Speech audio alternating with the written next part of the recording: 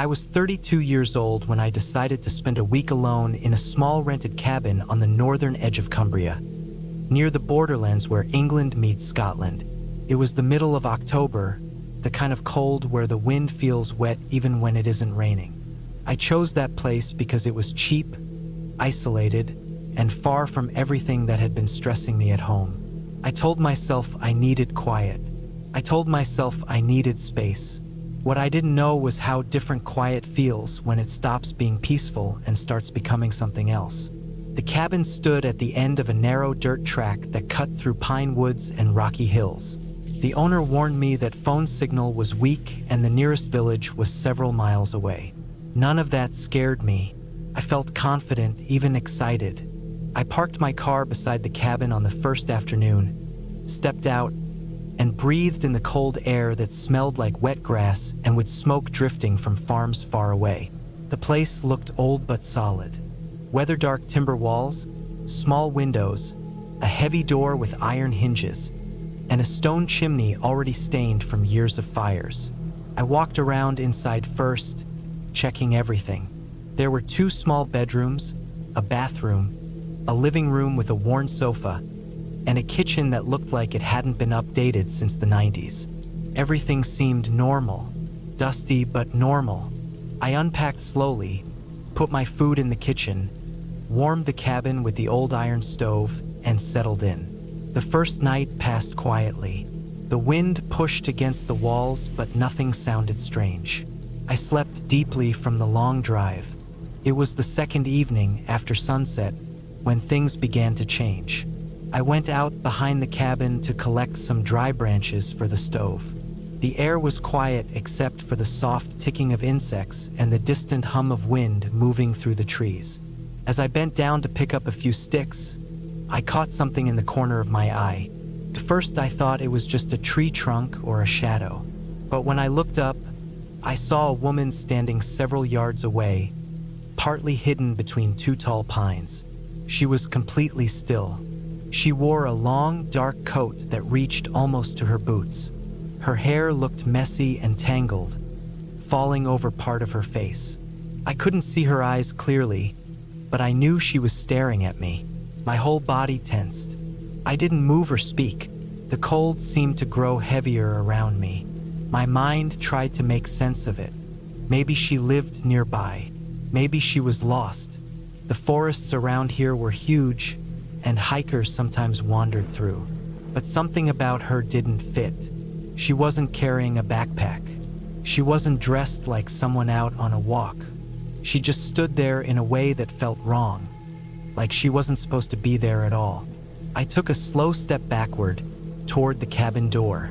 She didn't react. She didn't even shift her weight. I went inside, locked the door, and watched from the small kitchen window. When I looked back out toward the trees, she was gone. Just empty space, nothing but the dark shapes of the pines swaying slightly in the wind. I told myself it was fine. Maybe I misunderstood what I saw. Maybe she turned and walked away. I tried to be rational, tried to shake off the image of her standing there so quietly, almost blending into the woods. I spent the rest of the evening inside, keeping busy, heating up canned food, listening to the stove crackle. But the thought of her didn't leave my mind. That night I struggled to sleep. I lay in the small wooden bedroom, staring at the ceiling in the darkness. Every sound became sharper, the wind knocking something against the wall, the groaning of the old wood, the snapping of branches outside. I kept telling myself I was overthinking, that the woman was just some local out on her land or taking a shortcut. But the uneasy feeling in my chest wouldn't go away. Around 2 or 3 in the morning, I heard a faint crunching noise, footsteps on gravel or on the dead leaves around the cabin. Slow, careful, too slow to be an animal. I held my breath and listened. The steps paused, then continued, moving close to the wall near my bedroom. The hairs on my arms stood straight up. I didn't move a muscle. I stared into the dark, waiting for something to knock or scratch or try the door. But nothing happened. After a long while, the footsteps faded. I stayed awake until sunrise, barely moving, just listening. When morning finally came, I forced myself to go outside. I walked around the cabin slowly, checking the ground. The soil was damp from the night air, and I could see marks in the dirt. Not very clear, but they looked like the shape of boots. They led from the woods toward the corner of the cabin, then disappeared back into the trees. I felt sick. The night before, she hadn't simply been passing through. She had walked directly up to the cabin. I thought about leaving, packing everything and driving away. But something inside me refused to run after only 2 days. I tried to convince myself I was imagining things, that the prints weren't fresh, that maybe they belonged to the cabin owner or a hunter passing by earlier. I tried to push away that freezing feeling that crawled down my back when I remembered how still she had been between the trees. I stayed inside most of the day, reading, checking windows, glancing outside every few minutes without meaning to. Hours passed. Nothing happened. By late afternoon, I almost believed it was over. Then the second evening arrived. The sun dipped behind the hills, leaving the sky a heavy gray. I lit the stove again, trying to bring some comfort into the small room. The fire flickered and made the shadows bend across the walls. I sat on the sofa, wrapped in a blanket, staring at nothing. It was nearly an hour after dark when I heard something tap against the back wall. A soft, deliberate sound. Not the wind, not a branch falling. A knuckle or something hard touching the wooden boards. I stood still, listening. The tapping came again, a little slower, like whoever was doing it wanted me to know they were there. I felt my heart thumping so hard I could feel it in my throat. I walked quietly into the kitchen and looked out of the small window toward the back of the cabin. The glass was so cold it stung my fingertips.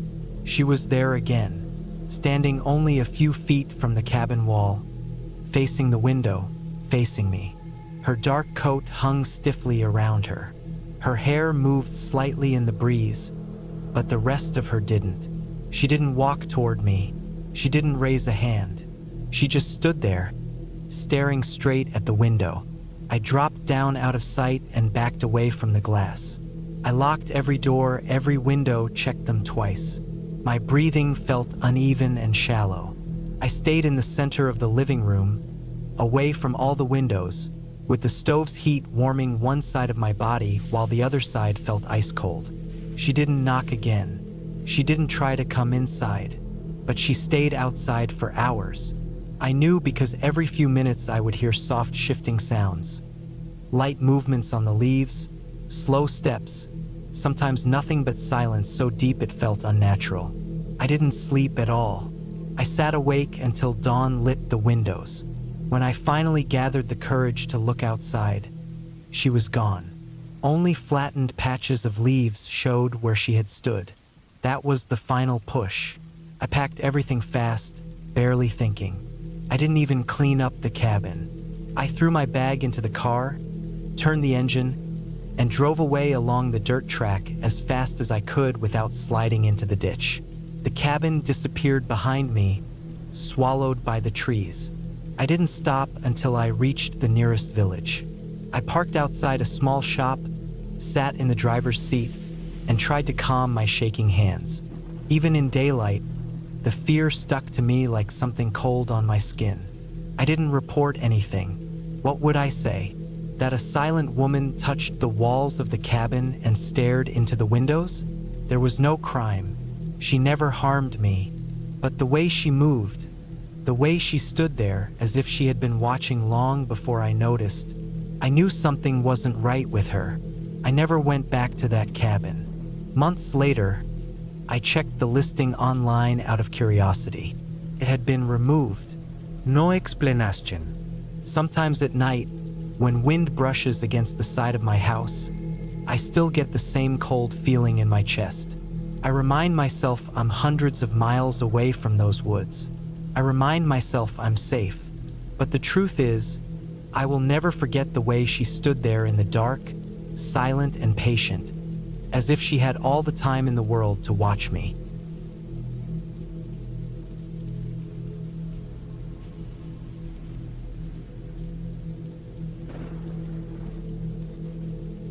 It was the summer of 1998 when I decided to spend a few weeks alone at my uncle's old farm cabin in northern Iowa. I was 24 at the time, fresh out of college, and desperate for a break from the city. The city's heat and constant noise had worn me down, and I wanted silence. Real, deep silence. My uncle, Harold, had passed away the previous year, leaving the cabin and the surrounding land untouched. He'd always been a solitary man, and the farm was far from any neighbors, deep in a pocket of trees and open fields that seemed endless. I arrived late in the afternoon, driving my old Ford down the dirt road that led to the cabin. The tires crunched over gravel, kicking up dust that hung in the air like a fog. By the time I reached the cabin, the sun was low, painting the sky in orange and pink streaks. The cabin itself was small, a simple wooden structure with a sagging roof and faded paint. It had been years since anyone lived there permanently, and nature had started to reclaim it. Vines curled up the sides, and a few windows were cracked or missing panes. I parked the truck on the uneven patch of land beside the barn, a structure that had clearly seen better days. Its doors hung crooked on rusted hinges, and the smell of old hay and animal droppings hung around it. I stepped inside the cabin, and the smell of dust, old wood, and mold hit me immediately. The air was thick, and I could see my breath even though it was summer. The place was empty except for a few pieces of old furniture, a stove in the corner, and a mattress with a torn cover. I had packed lightly, just a backpack with food, a flashlight, a knife, and some basic supplies, but the cabin had enough to make me comfortable for a few weeks if I didn't mind roughing it. That first night, I lit a few candles and tried to settle in. The silence was almost deafening, broken only by the occasional creak of the old wooden floor and the distant hum of cicadas. I couldn't hear any cars, any people, just the wind moving through the trees and the faint sounds of livestock from neighboring farms miles away. I remember lying in the bed, staring at the ceiling, thinking about how peaceful it was. But as the night deepened, I started hearing something else.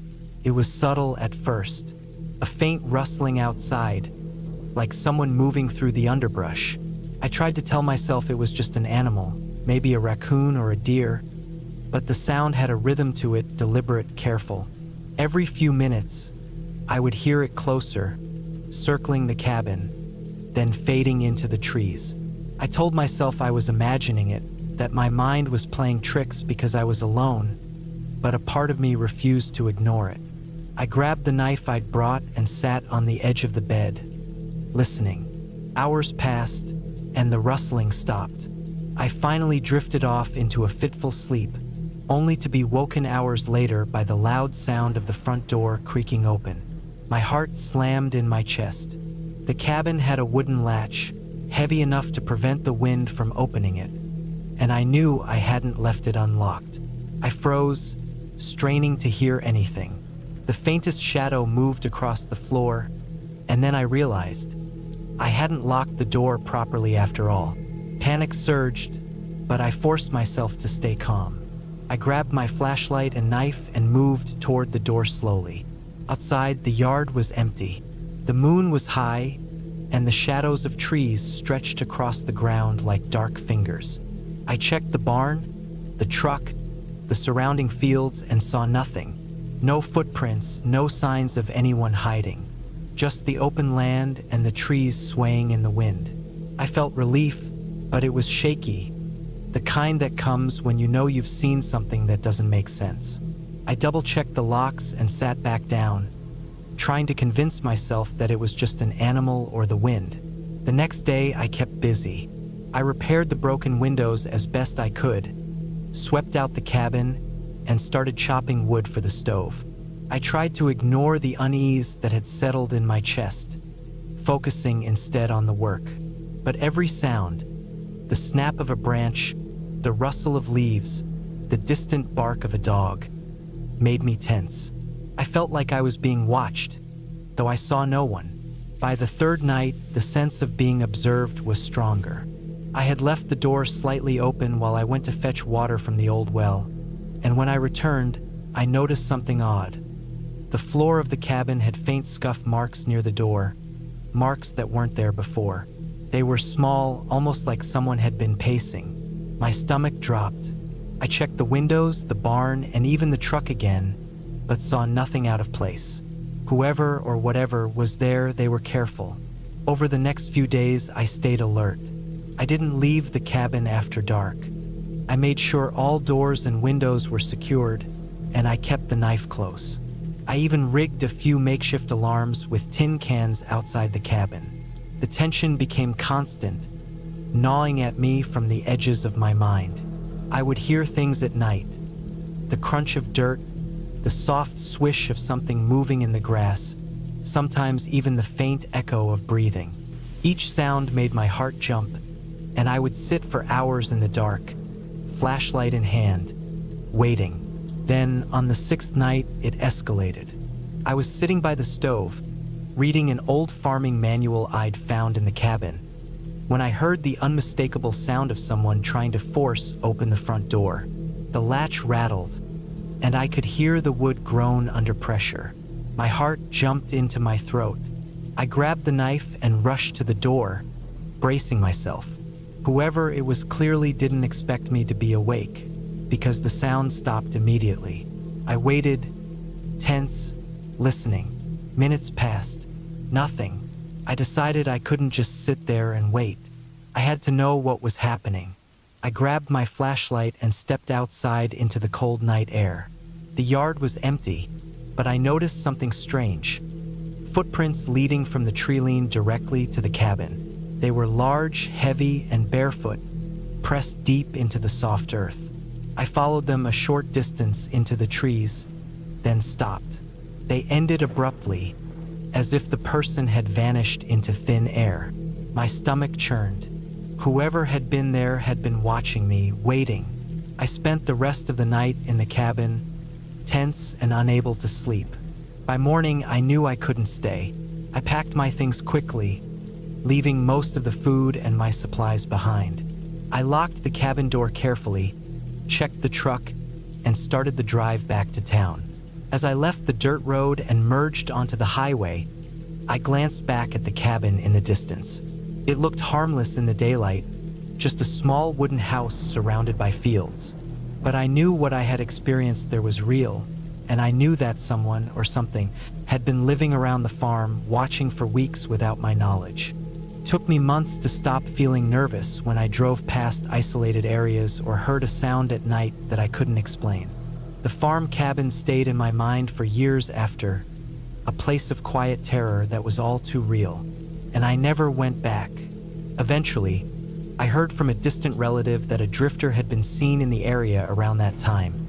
Someone who moved quietly, avoided towns, and sometimes stayed in abandoned places for weeks. That was the only explanation I could ever accept. The memory of the footprints, the latch rattling at night, and the feeling of eyes following me through the dark fields stayed with me for the rest of my life. Even now, when I drive past quiet, empty fields or see a rundown barn off in the distance, I feel that same creeping unease. It's a sharp reminder that sometimes the scariest things are not ghosts or monsters, but real people, watching and waiting in the dark. And in those moments, I remember the cabin in Iowa, the rustling in the trees, and the cold realization that I was never truly alone.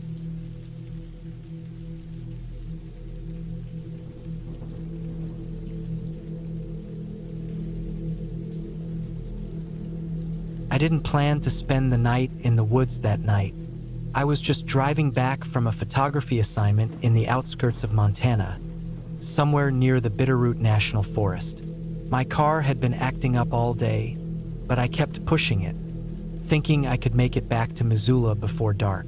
By the time I realized the radiator was leaking badly, it was already past 6, the sun disappearing behind thick, gray clouds that promised rain. I had no cell service, of course, because that part of the forest is notorious for being a dead zone.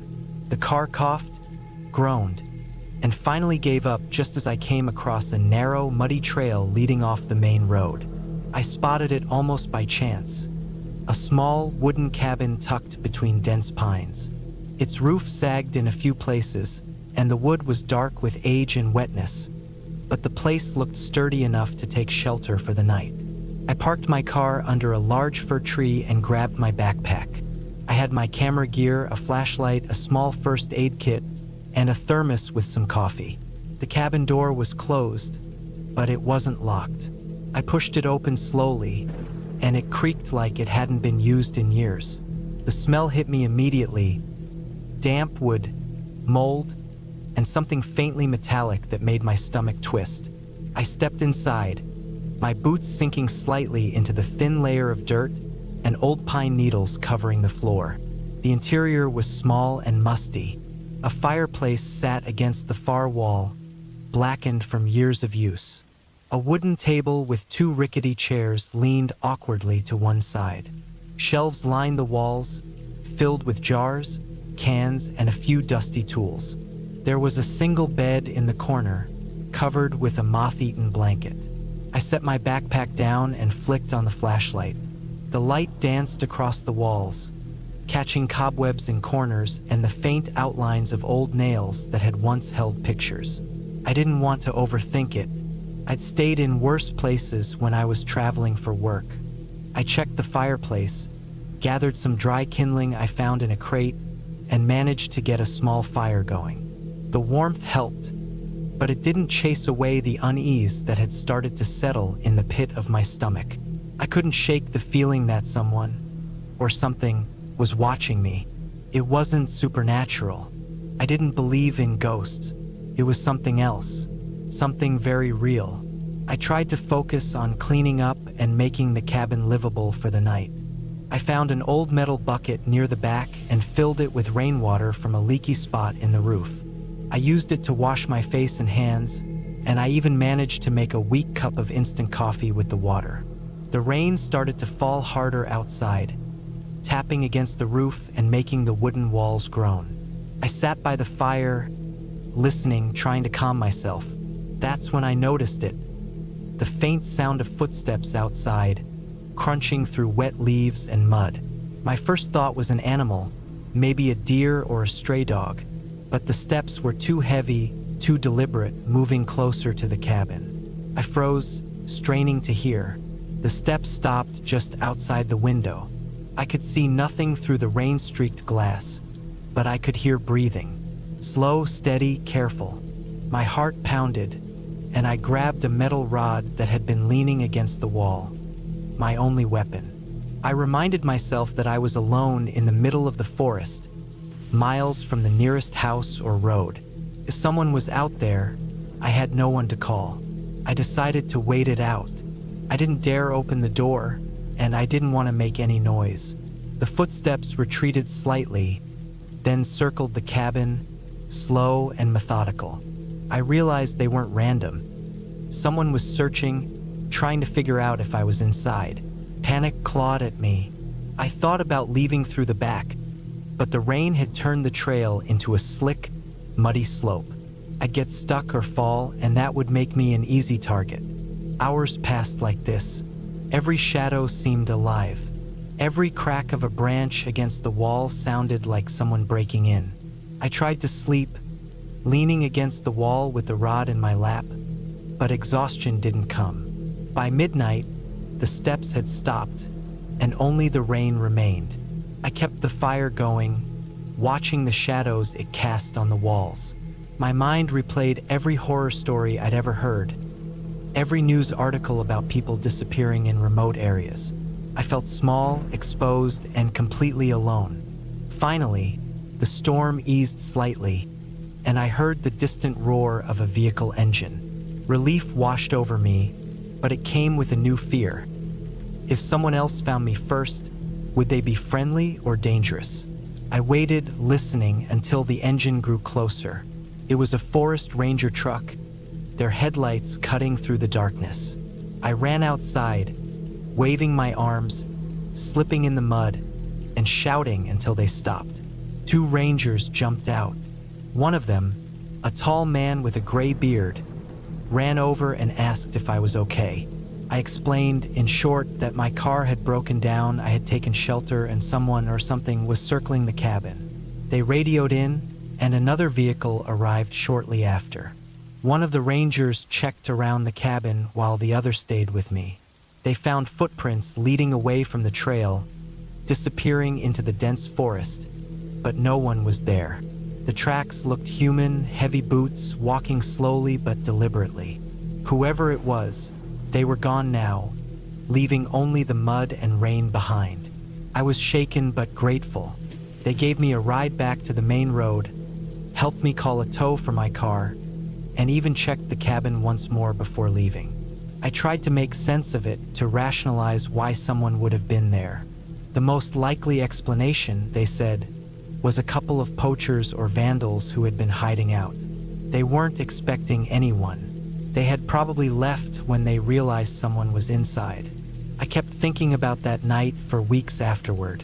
The smell of the cabin, the sound of footsteps in the mud, the constant fear that someone was just outside waiting. I couldn't shake it, but I also felt a strange sense of clarity. I had survived because I stayed calm, because I kept alert, and because I trusted my instincts. I wasn't careless, and I didn't panic. That night taught me that fear is natural, but preparation and awareness can make the difference between being trapped and making it out alive. I went back to that area months later, during the day, when the sun was high and the forest was alive with birds and the scent of pine. The cabin was exactly as I had left it, abandoned, soaked from the rain, and silent.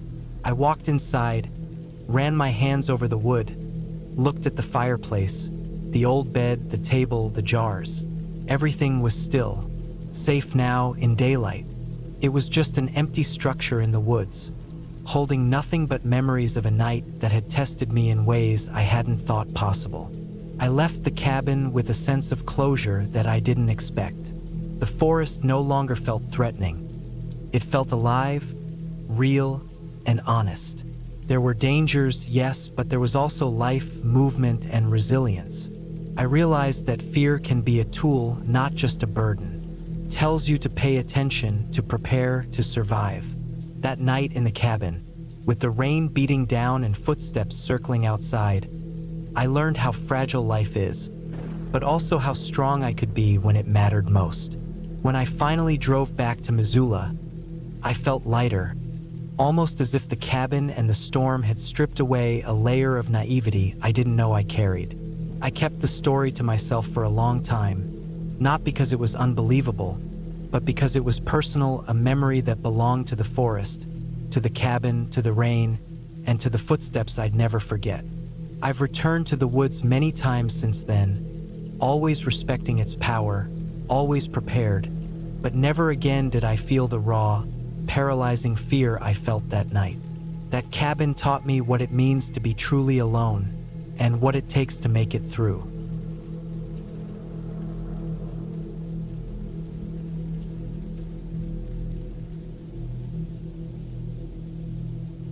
I remember that trip clearly, even though it was 10 years ago.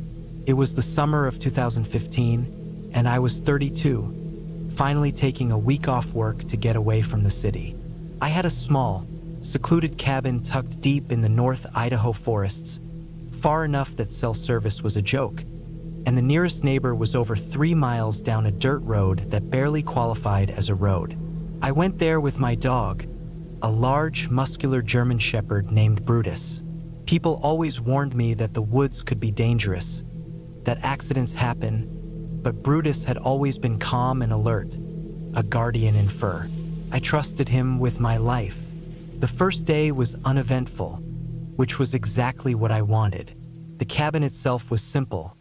A single room with a loft, a stone fireplace, a tiny kitchen, and a small, creaky bathroom.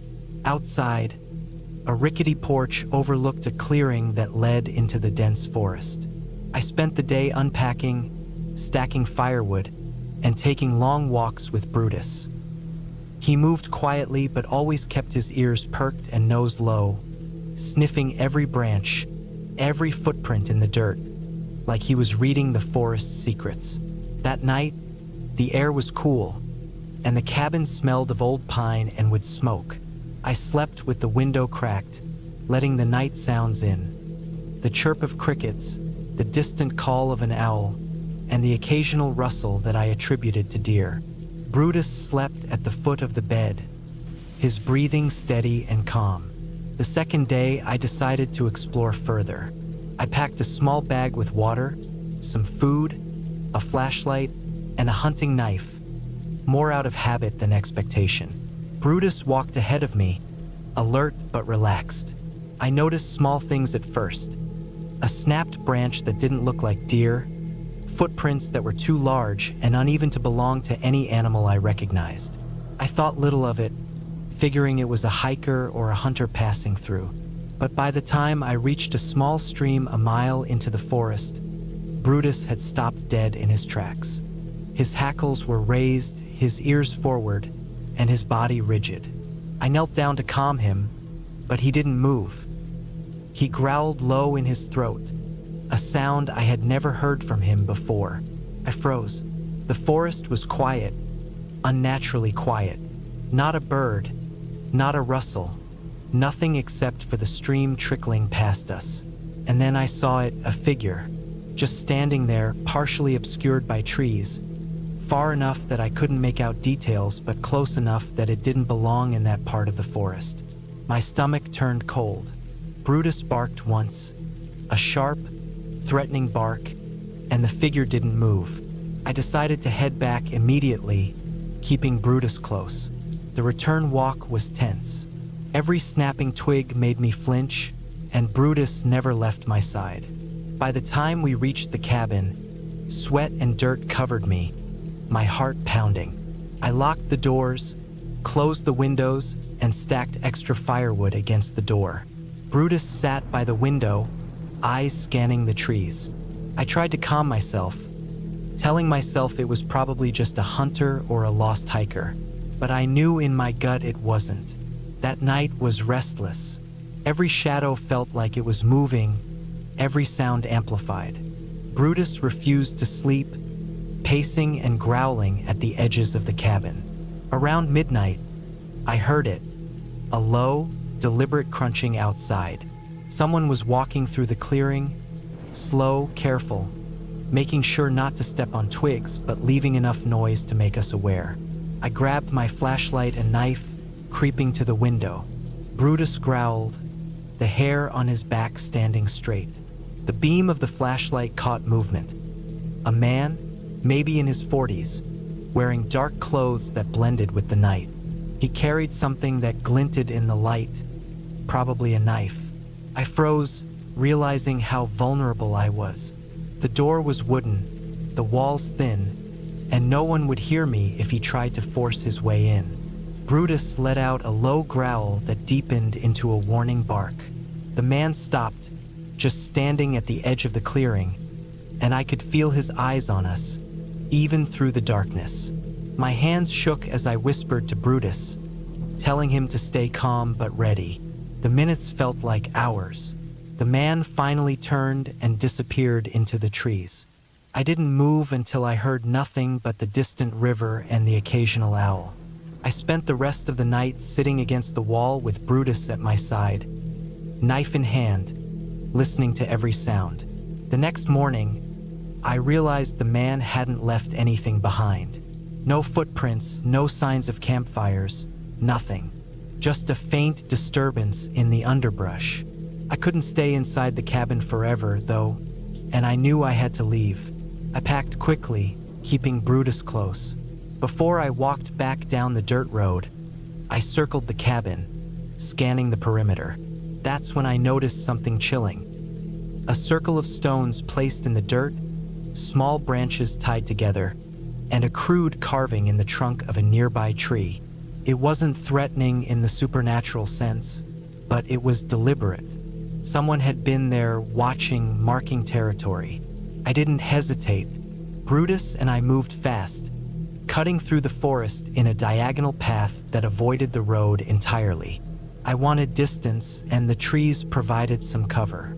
I kept my senses sharp, listening for footsteps, snapping branches, anything. By midday, we reached a small logging road that eventually connected to the highway. The relief I felt when I saw a truck coming down the road is hard to describe. Brutus wagged his tail slightly, but he remained alert, scanning the trees. I waved down the truck, gave the driver a quick story, and asked to be taken to the nearest town. I never went back to that cabin. Authorities checked it out after I reported what I found, but there were no traces of the man. No DNA, no fingerprints, no footprints. The markings had been removed by the forest itself over time. Local rangers said that sometimes hunters or drifters pass through and are never caught, and sometimes people disappear without explanation. That didn't comfort me. Brutus and I ended up staying in motels for a few nights, constantly on edge. He never stopped watching, never stopped growling at shadows in the parking lot. But the closer we got to the city, the more his tension faded, until we returned to our normal routine. That summer, I realized something important. The forest is not forgiving, and even when it's quiet, you are never alone. You have to trust instincts, and you have to trust the people or animals who guard you. Now, years later, I still think about that cabin. I sometimes drive through the outskirts of Idaho forests, and I remember the smell of pine, the cold night air, and Brutus's unwavering presence. I don't tell many people the details because it sounds almost unbelievable, but it happened, and I know it could have ended very differently. Brutus passed away a few years ago, but the memory of that night is tied to him. He was more than a dog. He was my protector, my partner in a situation I could never have faced alone. I learned to respect the forest, to read its subtle signs, and to always be aware of the presence of another human. Sometimes the most dangerous thing in the woods isn't an animal at all. The cabin stands empty now, slowly being reclaimed by the forest. I will never go back, and I don't need to. I know what I faced, and I survived it because of preparation, awareness, and one very loyal dog who trusted me and made me trust him in return. That memory is sharp, vivid, and permanent, etched into my mind like the carving in the tree, a warning I carry wherever I go.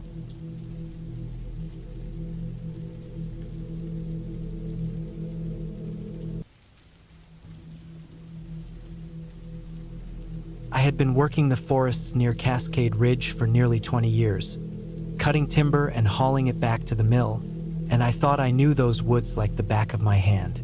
It was late October of 1987 when I decided to take a few days off. The leaves had turned a deep, rusted orange, and the air had that crisp, biting edge that told you winter was lurking just beyond the hills.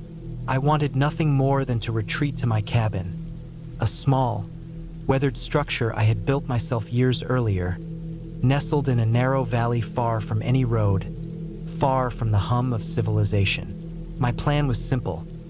Stay inside, cut some firewood, drink coffee by the stove, and enjoy the solitude I craved after months of hard work. The drive to the trailhead was short, only about 20 miles from the nearest paved road, but the dirt track was narrow and full of ruts. My old Ford pickup groaned over the uneven ground, its engine complaining with every bump. I parked near the edge of the forest and grabbed my backpack, which was heavy with canned food, a couple of blankets, a first aid kit, and my hunting rifle, more for comfort than necessity. I slung it over my shoulder and set off down the faint path that led to the cabin. The forest was silent in the way that only untouched wilderness can be. Even the usual chatter of squirrels and birds seemed muted, as if the trees themselves were holding their breath. I kept my eyes on the trail, my boots crunching against the fallen leaves, the scent of pine and damp earth thick in the air. I had been walking for about an hour when I first noticed it, a faint track in the mud, partially hidden by leaves, leading off the main path. At first, I thought it might be a deer or a small animal, but as I watched, I realized the prints were too large and spaced too evenly. Someone or something had been here recently. I didn't let it bother me. It wasn't unusual for hunters or hikers to wander through this area. I just adjusted my pack, tightened the straps, and kept moving. By the time the cabin came into view, the sun was already low, casting long, jagged shadows across the trees. I breathed a sigh of relief. There's something about seeing that old cabin after a long hike that feels like stepping into your own world. A small pocket of safety surrounded by wilderness. I unlocked the cabin door and stepped inside. The air was cold and smelled faintly of old wood and smoke. I lit a lantern, unpacked my supplies, and built a small fire in the stove. The logs crackled and popped, sending warmth through the tiny room. Outside, the wind had picked up, rattling the shutters and sending the branches scraping against the roof. I had always liked storms. They made the woods feel alive, dangerous, but honest. After dinner, I settled into my cot with a cup of coffee, listening to the wind outside. That's when I heard it. A faint, deliberate snapping of twigs, very close to the cabin. My first thought was that it was a deer or maybe a raccoon, but the sound was different. There was a rhythm to it, a weight behind each snap that suggested a human presence. My pulse quickened. I grabbed my rifle and crept to the window, peering through the frost-laced glass. The fading light revealed nothing but shadows and bare branches. I tried to convince myself it was nothing, maybe a hunter passing through. I even laughed at myself, feeling a little foolish for being on edge. I went back to the cot, but sleep didn't come easy. Every gust of wind, every creak of the cabin made me tense. Hours passed, and by the time midnight rolled around, I was exhausted but still alert. That's when I heard it again, closer this time, a deliberate thump against the side of the cabin. My stomach dropped. I grabbed the rifle and moved to the door. The handle shook under my grip as I listened. Nothing. I whispered a silent prayer to whatever might be listening and decided to wait it out inside. The wind continued to howl, but no further sounds came. I eventually managed to doze, though fitfully. Morning came, pale and gray. I stepped outside, rifle in hand, scanning the area. The snow from the previous night had melted into a muddy slush, and that's when I saw it, footprints. They circled the cabin. Large, heavy boots, not mine, not any deer or animal I knew. Whoever had been out there had watched me, maybe even waited all night. My mind raced. I knew I was alone in this valley, miles from anyone who could help. The nearest ranger station was nearly 2 hours away by foot. I spent the next day on edge, chopping extra firewood, stacking it against the cabin walls, and reinforcing the door with a heavy log. I never saw the intruder, but the tracks around the cabin kept my nerves raw. Every sound, the drip of melting snow, a branch breaking under its own weight, made me spin around rifle ready. I rationed my food, my coffee, my attention, knowing I couldn't afford to slip into carelessness. That night, the intruder returned. I heard the rustle of leaves, the soft crunch of boots on the muddy ground. I stayed still in the shadows of the cabin, rifle poised. Hours passed, and just as I started to think the person had left, I caught a glimpse of movement at the far edge of the trees. A man, hunched and careful, moving silently but deliberately. I couldn't see his face, but I could feel the malice in the way he moved. My heart pounded, but I didn't panic. I spent the next day planning. I couldn't stay in the cabin indefinitely. Eventually, I'd have to leave, but I also couldn't risk being followed. I packed my essentials, leaving only the firewood and a few non-essential supplies behind, and set off early, taking a different trail that would lead me down the ridge and out of the valley. I moved fast, deliberately making noise in some spots to throw off anyone tracking me. Hours passed. My legs ached, my lungs burned, but I kept going. Just as the sun began to dip low, I reached the dirt road. I could see my truck parked in the distance, and relief flooded through me. I ran the last 100 yards, jumped in, and started the engine. The tires spun a little in the mud, but I finally got moving. As I drove away, I glanced in the rearview mirror. The valley was silent again, empty except for the trees and shadows. Whoever had been watching me had vanished. I didn't return to that cabin for years. Eventually, I sold the land, unable to shake the memory of the footsteps, the cold eyes in the dark, the way the forest had felt alive with someone else's presence. I still work in the woods, still respect the solitude they offer, but I learned that some isolation comes with danger, and not all threats are obvious. That trip left me with a deep understanding. Being alone in the wilderness is not always peaceful. Sometimes it's just waiting for someone who shouldn't be there. Even now, when I walk into the forests near Cascade Ridge, I remember the way the shadows cling to the trees, the way the wind can carry a quiet presence that makes the hair on your neck rise. The cabin is gone now, replaced by weeds and fallen branches, but the memory of that October, the fear, and the caution it taught me remains. And every time I drive past that valley, I can't help but glance toward the trees, wondering if someone or something is watching, waiting for the right moment to step out of the shadows.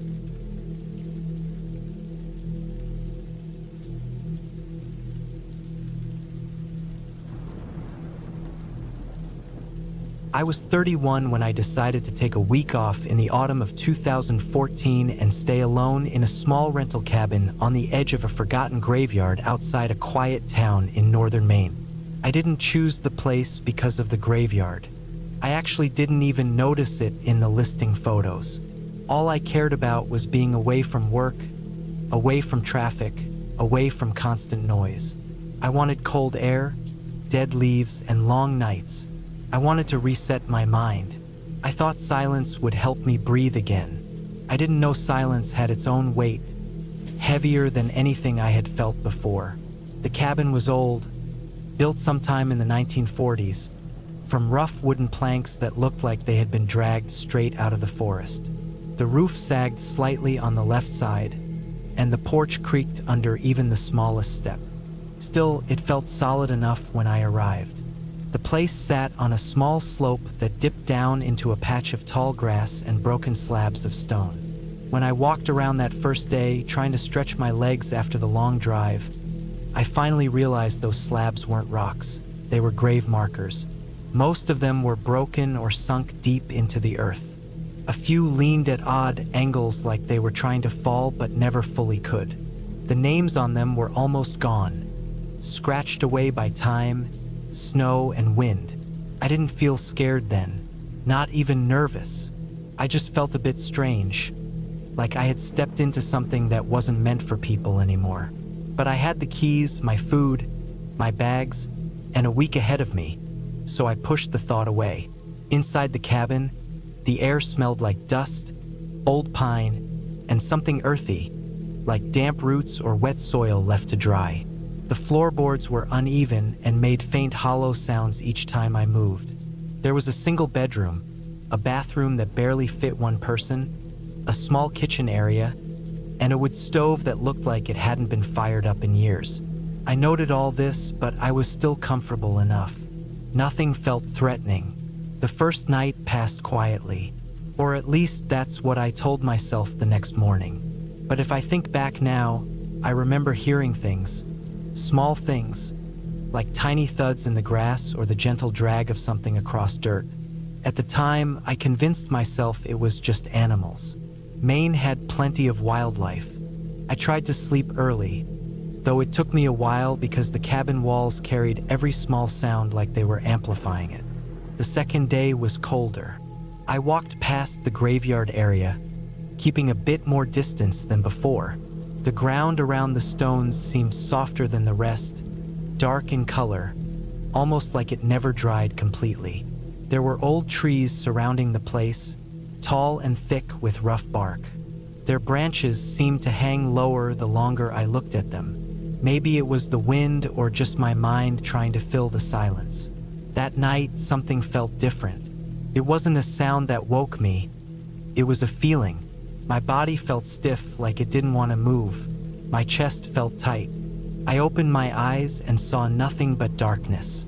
The cabin didn't have curtains, and the moon was hidden behind clouds, so everything was just black. I stayed still for a long time, listening. The silence wasn't calm. It was tense in a way I had never felt before, like the air was holding its breath. Then came the sound. It was faint, barely there at first. Small steps on dry leaves. Slow ones. Not random. Not like an animal moving around. These steps had a rhythm. They stopped, started again, stopped, moved a little closer, and then paused. I lay frozen, staring at the darkness. I tried to tell myself it could be a deer or maybe a stray dog or even a raccoon. But deep down, I didn't believe that. The steps circled the cabin once, maybe twice. I couldn't keep track because my heart was pounding so hard that it made my whole body shake. Then the steps stopped near my bedroom wall, so close that the difference between inside and outside felt razor thin. I held my breath and waited for something else. Another step, a scrape, anything. But the silence returned all at once, thick and heavy. I didn't sleep after that. The next morning, the air outside smelled stronger. Like wet earth again, but more intense, almost like freshly dug soil. I walked around the cabin slowly, checking the ground even though I didn't know what I expected to see. There were marks in the leaves, not clear footprints, but areas where something had pressed down gently. Too light for a person, too deliberate for an animal. I told myself I was overthinking everything. I spent the whole day inside, reading, writing, trying to distract myself. But as the sun went down, a kind of nervous pressure built in my chest. I kept looking out the window even though the view was just trees and stones. By the time night came again, I was exhausted but wide awake. I lay in bed fully dressed, trying not to look at the windows. The air felt colder. Even with blankets on, my arms had goosebumps. The smell of soil drifted through the cracks of the wood, so strong I could almost taste it. Around midnight, the steps came again. This time they started close, like whatever it was had been waiting. They moved slowly around the cabin, not circling now, more like checking each wall, each corner. The steps were careful, measured. My throat felt dry, and my breathing turned shallow. I could feel sweat on the back of my neck even though the air was freezing. I stayed still, my arms locked at my sides. It felt like moving even an inch would attract attention. Then the worst moment came. The steps didn't stop at the wall this time. They stopped right at my bedroom window. I couldn't see outside, but I could feel something standing there. There was a presence, heavy and real, like someone was inches away from me, separated only by thin old glass. No movement, no breath, no sound, just stillness. A long, terrible stillness that made my skin crawl. I don't know how long it stayed, minutes, maybe more, but when the steps finally started again, they were faster, moving away from the cabin, then fading into nothing. I stayed awake until the sun came up, unable to sleep even for a second. By the fourth day, I was done pretending everything was fine. I packed my things quietly, loaded them into my car, and walked around the cabin one last time to make sure I hadn't left anything behind. That's when I saw it. Near the graveyard slope, right behind the cabin, the earth looked freshly disturbed. A long patch of soil had been turned over, the color darker and wetter than the rest. It wasn't deep, and it wasn't shaped like a grave, but something had definitely been dug up or dragged there. The grass was bent down in a line, leading back toward the tree line, almost like something had been pulled across it. I didn't investigate. I didn't go any closer. My chest tightened just looking at it. The smell of earth hit me again, strong enough to make me swallow hard. I got in my car and drove away without locking the cabin door. I didn't even look at the rearview mirror until I reached the main road. By the time I returned to my apartment hundreds of miles away, the tension in my body felt like it was melting off.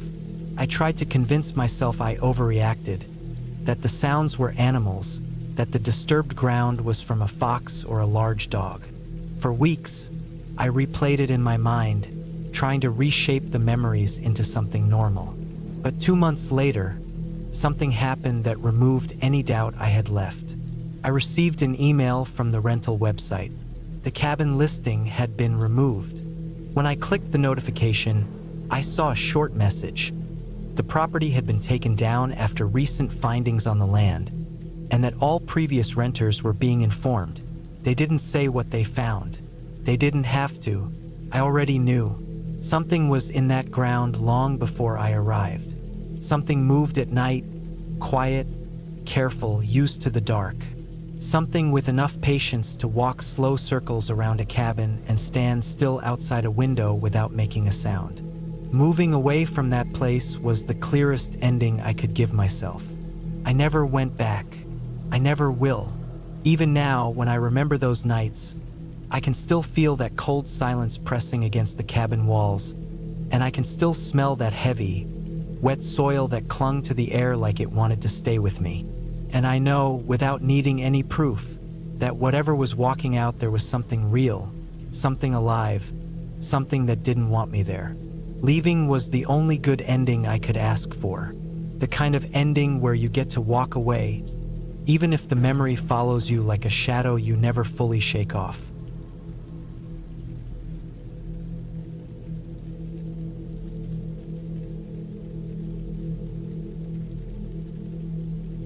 It was late September in 2003, and I was 27 at the time. I had decided to spend a few days off in the northern mountains of Montana, far away from the noise of the city. I liked isolation, and the idea of hiking and camping alone had always appealed to me. I had driven most of the day through narrow, winding roads lined with tall pine trees, their trunks dark against the overcast sky. The air smelled like wet earth and decaying leaves. The further I went, the more the houses disappeared, until there were only abandoned logging roads and the occasional rusted car buried in undergrowth. I had been walking for hours when I stumbled upon a narrow trail leading slightly off the main path. Curiosity and the desire for a shortcut pulled me in. The trail was overgrown, and the trees overhead formed a thick canopy that made the light dim even in the late afternoon. After about 30 minutes, I saw it. A cabin, sitting in a small clearing, hidden almost perfectly by the surrounding forest. It was the kind of place you imagine in old stories, with peeling paint, broken window panes, and a roof sagging in the middle.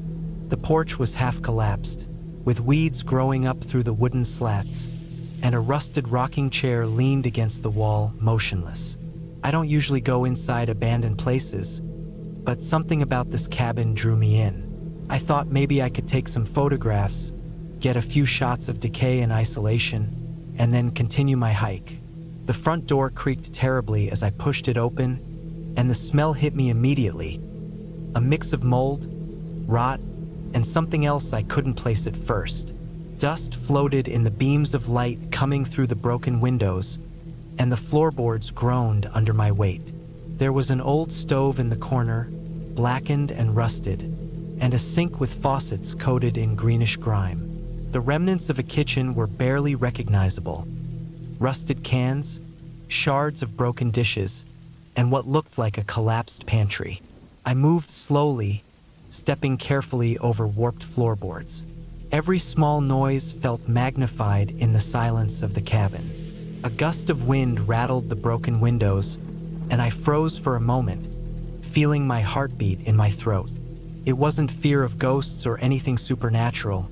It was the absolute loneliness, the knowledge that no one had been here for years, maybe decades. Whoever had lived here had left everything behind, and the decay told stories of neglect and abandonment. On a shelf, I found a stack of old newspapers, yellowed and crumbling. The dates ranged from the 1980s. I flipped through one, the ink smudged and fragile, reading about local accidents, logging news, and small-town politics that now felt like distant echoes. I decided to explore the rest of the cabin. Upstairs, the ceiling was partially collapsed, and sunlight streamed through the holes in the roof. The stairs creaked dangerously with every step, and I felt the wood bend beneath my weight. I kept one hand on the wall, careful not to put too much pressure on the handrail. Upstairs, there were 2 rooms, both empty except for dust-covered mattresses and old clothes strewn about. One room smelled more strongly of urine and mildew, and I didn't linger there. The other room had an old chest in the corner, its lock rusted and broken. Inside were papers, letters, and photographs. The photographs were black and white, people smiling at the camera, unaware of the passage of time that would reduce this house to ruin. Their eyes seemed to follow me, though I knew it was only the angle of the light. Still, it gave me a chill. It was when I was about to leave the upstairs that I noticed something odd. A faint trail of footprints in the dust leading from the window to the floorboards. They were fresh. My first thought was maybe an animal had climbed inside, but the prints were shaped like shoes, like boots. I froze, listening. Outside, the wind rustled the trees, but there was no one else. My rational mind told me it could have been anyone who had passed through before me, but the footprints looked recent, weeks, maybe days, not years. My chest tightened. The idea of someone else living here, hiding, watching, made the hairs on my neck stand on end. I tried to push the thought away, telling myself I was being paranoid. I went back downstairs and decided to leave, but when I reached the front door, I realized it wasn't as simple as I thought. The door, which had opened easily before, was now stuck. I pushed with all my weight, and it groaned and scraped, but it didn't budge. Panic started to rise in me. I tried the back door only to find it rusted shut. The windows were either broken or too high to climb through safely. I felt trapped, suddenly very small in the shadow of this collapsing structure. I moved toward the side of the cabin, scanning for an alternative, but every option seemed risky. Either climbing over broken wood or jumping from the porch, which was almost at chest height from the ground. Then I noticed movement through one of the broken windows. A shadow, fleeting, almost hidden among the trees. My heart hammered. Whoever or whatever had left the footprints was still here, and now I could see them. I backed away slowly, careful not to make a sound. The shadow moved again, closer this time. I could hear faint cracking from the underbrush outside. I realized I had no cell signal, and even if I did, nobody would know exactly where I was. I had no weapon, nothing to defend myself if this person meant harm. The rational part of my mind screamed to leave, but my body was frozen, caught between fear and the need to survive. Then, by chance, my foot landed on a loose board, and it gave way under my weight. The noise echoed through the cabin, and the shadow vanished instantly. I took it as an opportunity to move. I sprinted for the back of the cabin, leaping over the porch railing as carefully as I could, and ran into the woods. My boots sank into wet leaves. My lungs burned, but I didn't stop.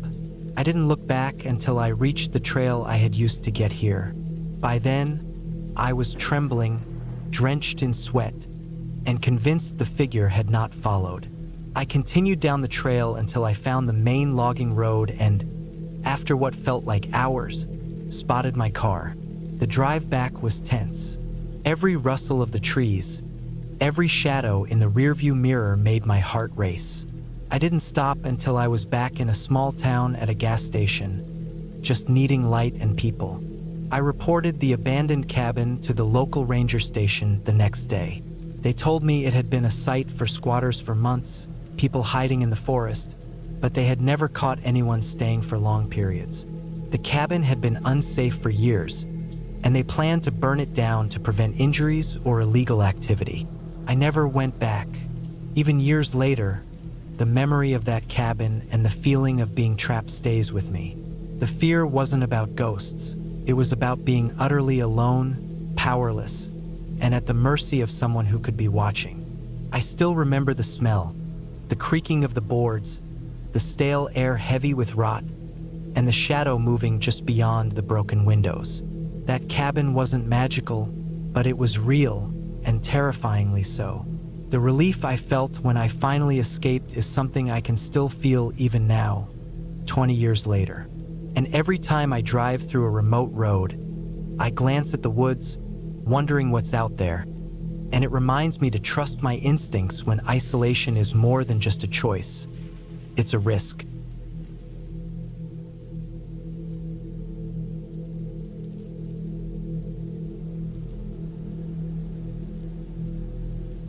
It was late October, and the air in the Highwood National Forest had already turned brittle. I had been on the park ranger shift for nearly 8 years, mostly patrolling trails, responding to lost hikers, and performing search and rescue operations. But nothing had prepared me for the chill creeping through the pines the day we found the cabin. The call had come in at dawn. 2 hikers, a pair of college students named Alex and Jordan, had failed to return from a weekend trip. Their friends had reported them missing, worried that the rapidly changing weather could have trapped them somewhere on the trails. I was teamed with Ranger Mills, a veteran who had been on the force for over 20 years, and 2 newer recruits, Kim and Darren, who still had that nervous excitement in their movements. We set off in the first light, the forest a mix of orange, red, and brown leaves. The wind rattled the bare branches, a steady, hollow whistle through the trees. My boots sank into the damp soil as we followed a rough trail that led deep into a less traveled section of the park. The hikers' last GPS ping had been near a small creek, and the terrain there was dense and unforgiving with thick underbrush and steep inclines. By midday, we had been combing the area for hours. The sun was low, and the forest seemed to grow darker with every passing minute.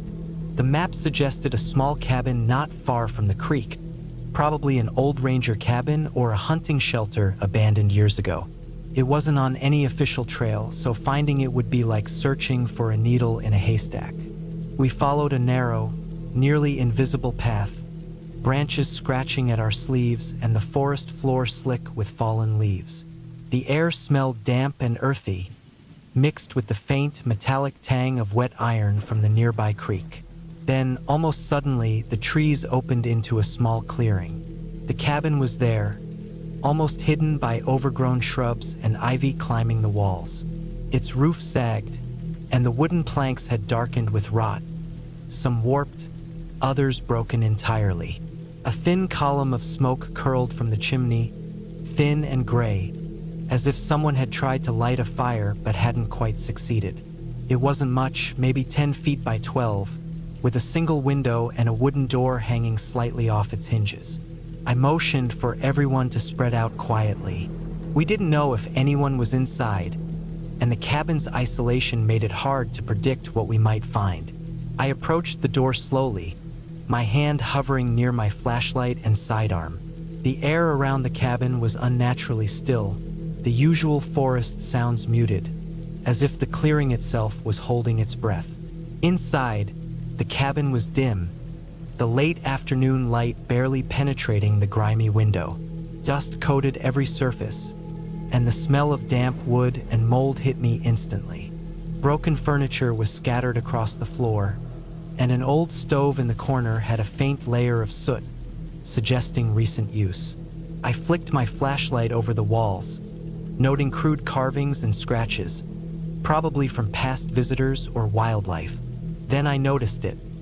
A set of muddy footprints leading from the door to the back of the cabin. They weren't fresh, but recent enough to suggest someone had been here within the past few days.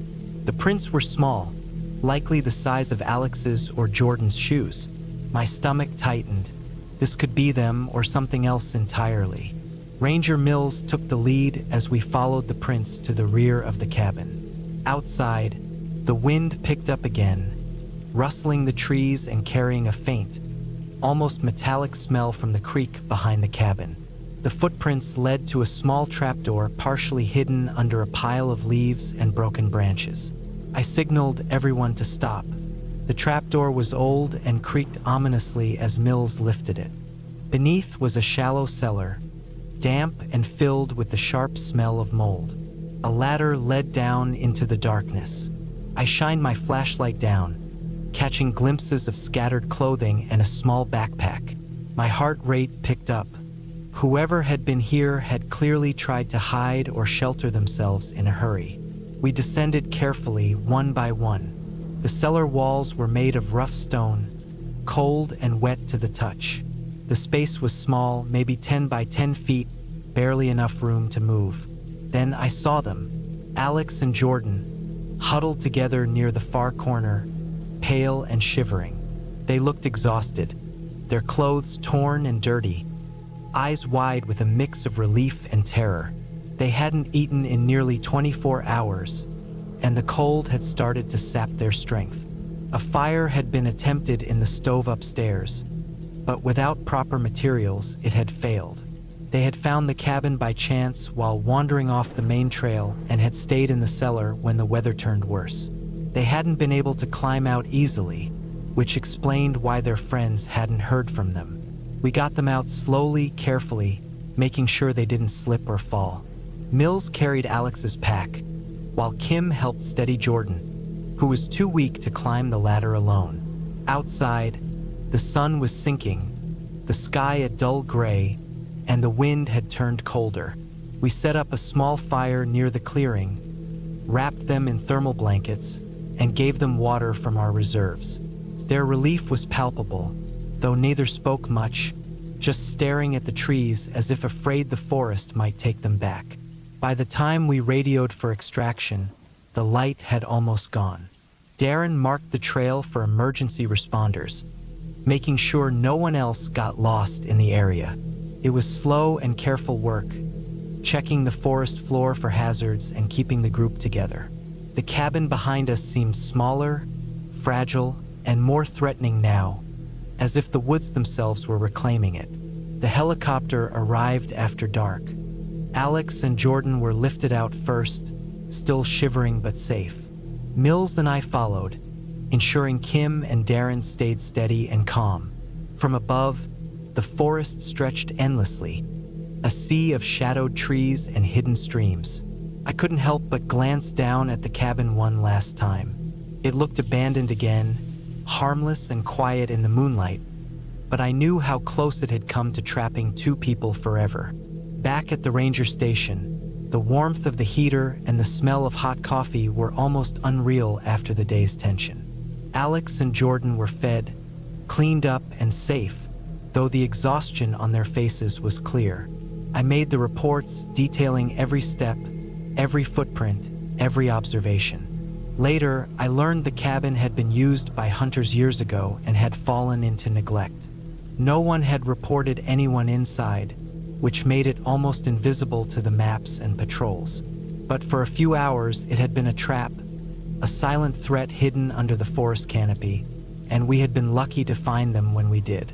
Even now, thinking back, I can still see that small clearing, the creaking door, and the cellar filled with shivering bodies. The forest was silent again, but I knew better than to think it harmless. It wasn't magic, ghosts, or fairy tales that had almost taken them.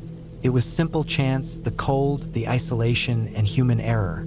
Real danger, plain and clear, and all it took was one wrong turn to make it fatal. The cabin still stands, hidden beneath the overgrowth, waiting for the next group unlucky enough to stumble across it. And me, I keep that memory close, a constant reminder that in the forest, the real horror is never supernatural. It's the silence, the dark, and the choices we make when no one is watching.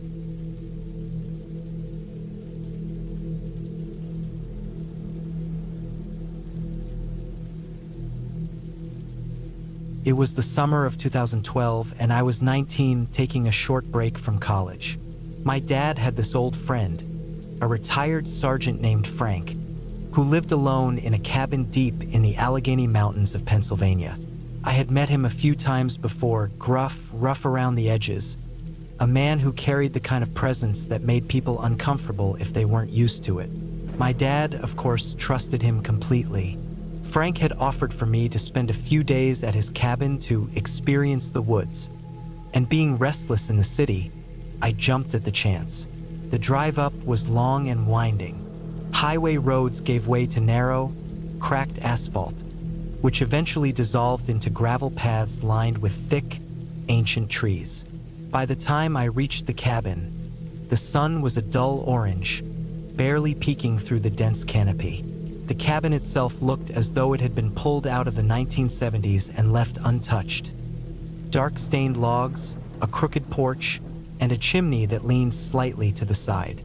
Frank was waiting outside, leaning against his old truck, a chain-smoking silhouette in the dim light.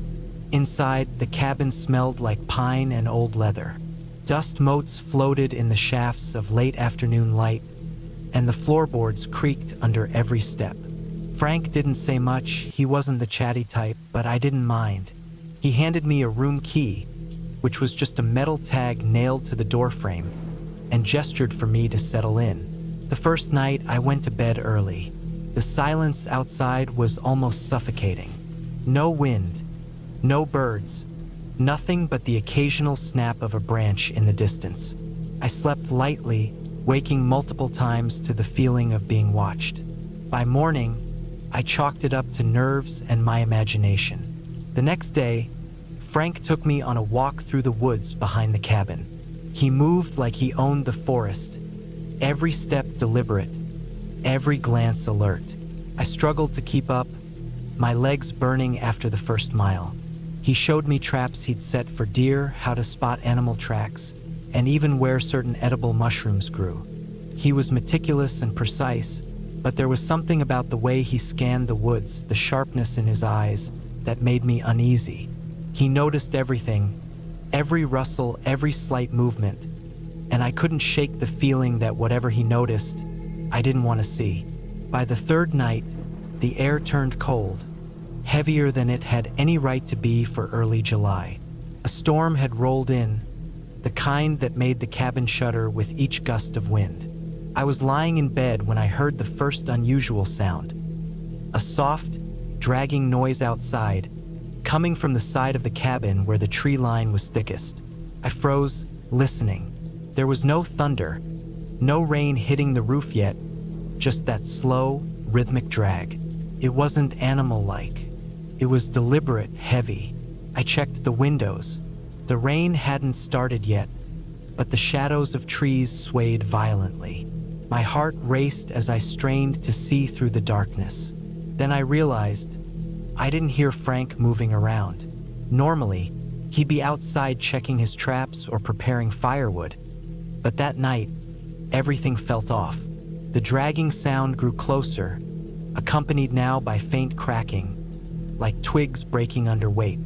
I grabbed the flashlight on the bedside table and slowly inched to the door. The floorboards groaned under my weight. As I peered out the window, I saw nothing but darkness.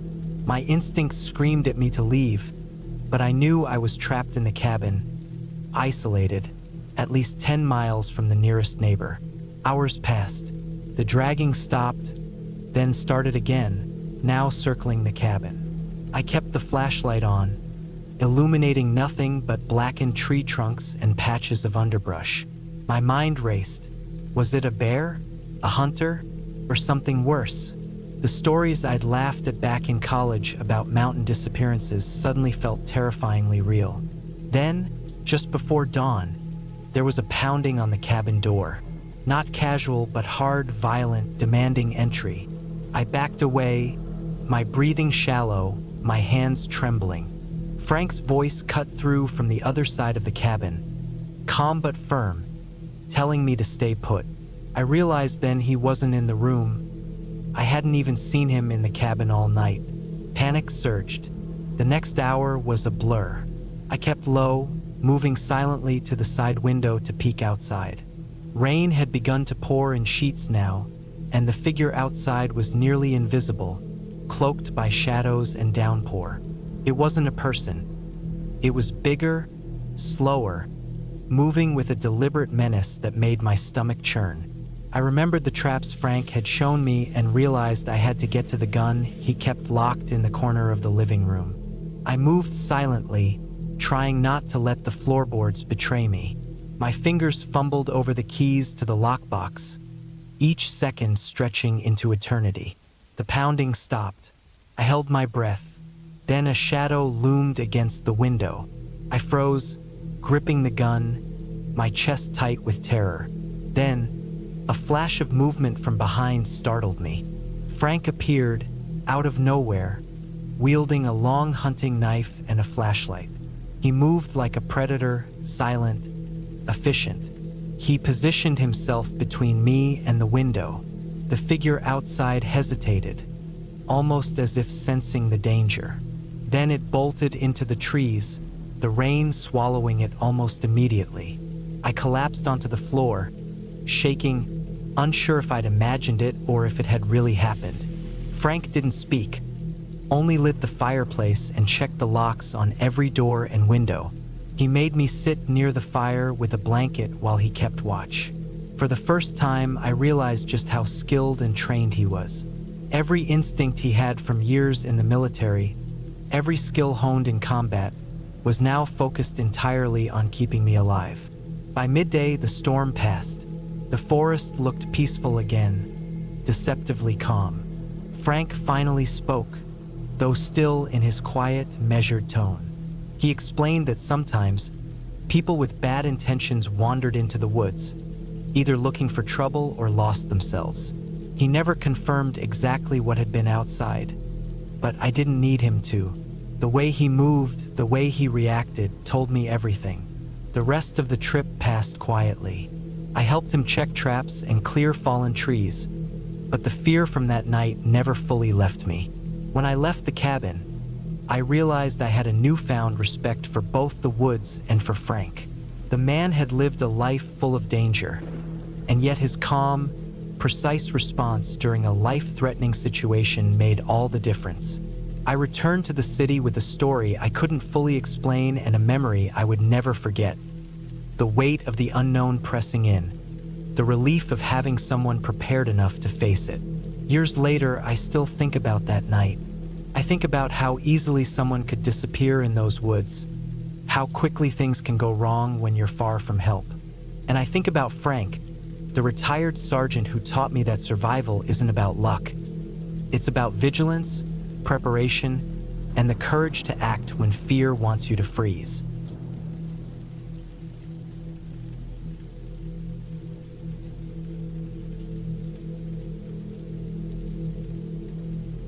It was the winter of 1997 when I found myself driving through the back roads of northern Arizona, the kind of roads that nobody bothers with unless they're trying to escape the world entirely. I was 24, fresh out of college, looking for a break from everything. The city, my job, the constant noise in my life.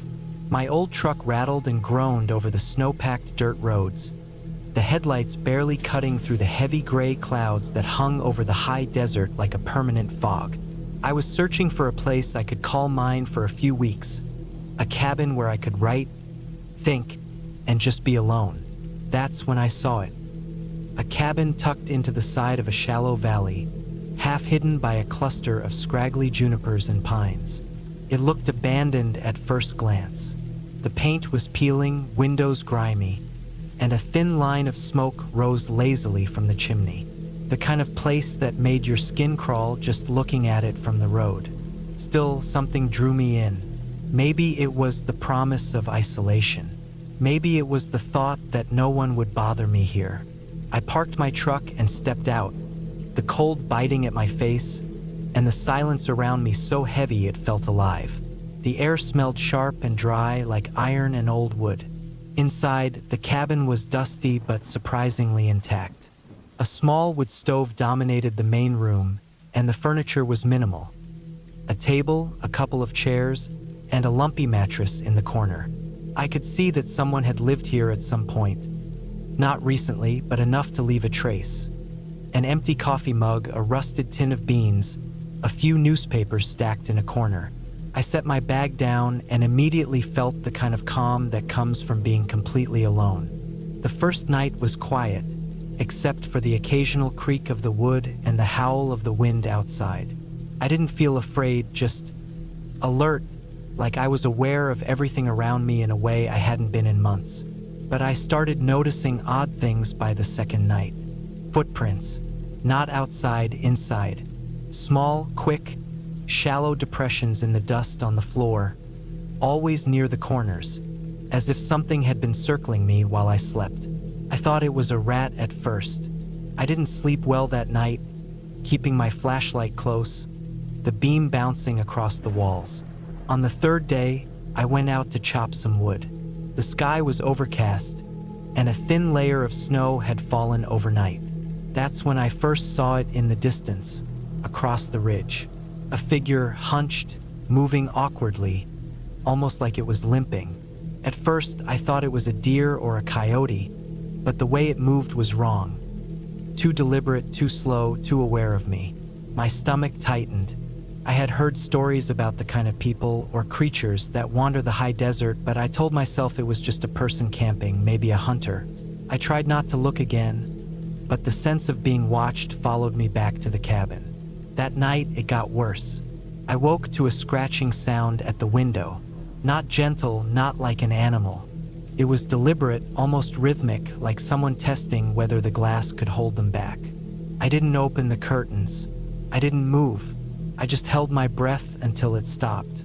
By morning, there were tracks leading from the edge of the trees straight to the porch. I could make out the shape, tall, narrow, with fingers that were long and thin. Nothing human about it. Over the next few days, I tried to convince myself I was imagining it. But the signs were everywhere.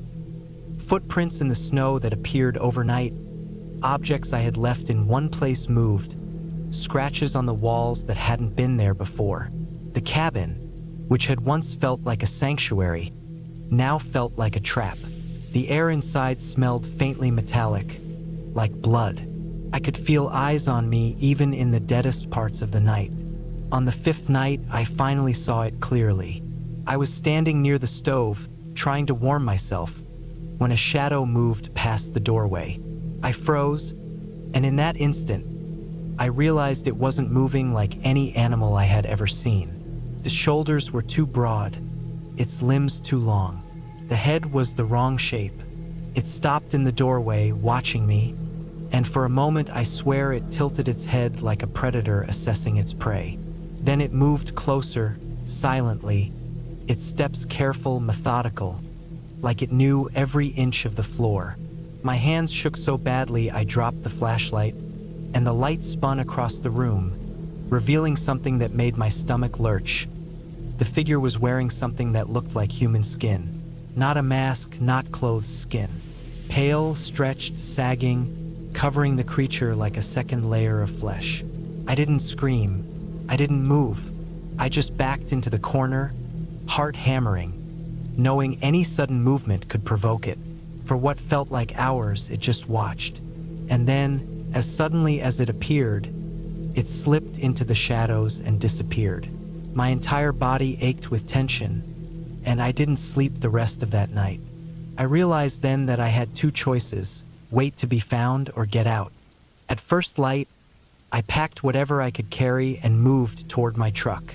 I kept my eyes on the trees the whole way, listening for the slightest sound. The air felt heavy, almost viscous, like the creature was trying to follow me even without moving. When I finally reached the truck and started the engine, I could see it in the distance, watching from the ridge. Not running, not attacking, just standing, waiting. I didn't stop driving until I hit the paved highway several miles away. Even then, I kept checking the rearview mirror, half expecting to see it sprinting toward me, but there was nothing. I ended up at a small motel in Flagstaff, shaking, exhausted, and unable to speak. I stayed there for a few days, trying to make sense of what I had seen. I called friends, tried to joke about it, but no one could understand. And I didn't go back. Not ever. Years later, I read stories of similar sightings. Creatures stalking remote cabins, wearing the flesh of humans or animals, blending in, observing. I know what I saw that night. I know what it was.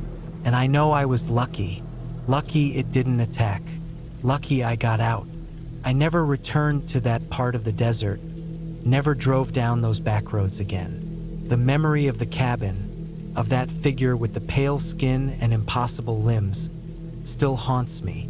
I can still feel its gaze, the weight of its eyes on me, like it's just beyond the edge of the forest, still watching, still waiting for the next mistake.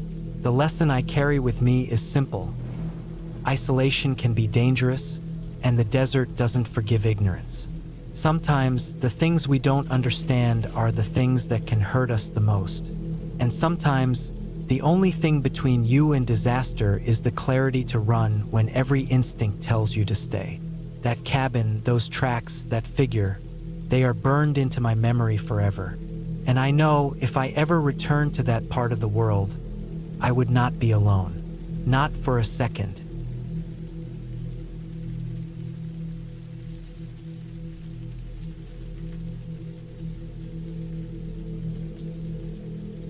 I remember the year clearly, 2012. I was 28 at the time, still rough around the edges but experienced enough to trust my instincts in the woods. I had driven up to northern Montana, far beyond the usual hunting grounds, to a small cabin I'd rented from a man named Carl. It was the kind of place that didn't get much traffic, tucked into a hollow just off a dirt road that disappeared into the pine and fir forest. The cabin itself was small, no more than 2 rooms, with peeling paint and a sagging roof. Inside, the air smelled of old wood, dust, and something faintly metallic. Maybe the old rifle stains on the floorboards. I arrived mid-afternoon, hauling my gear behind me. A heavy pack of supplies, my rifle, a small axe, and enough food to last me the week. I remember stepping onto the creaking porch and pausing for a moment, listening to the quiet. The wind rustled through the trees in a low, persistent whisper. It was peaceful, almost too quiet. No birds, no insects, just the occasional crack of a branch under some unseen animal. Inside, the cabin was stark.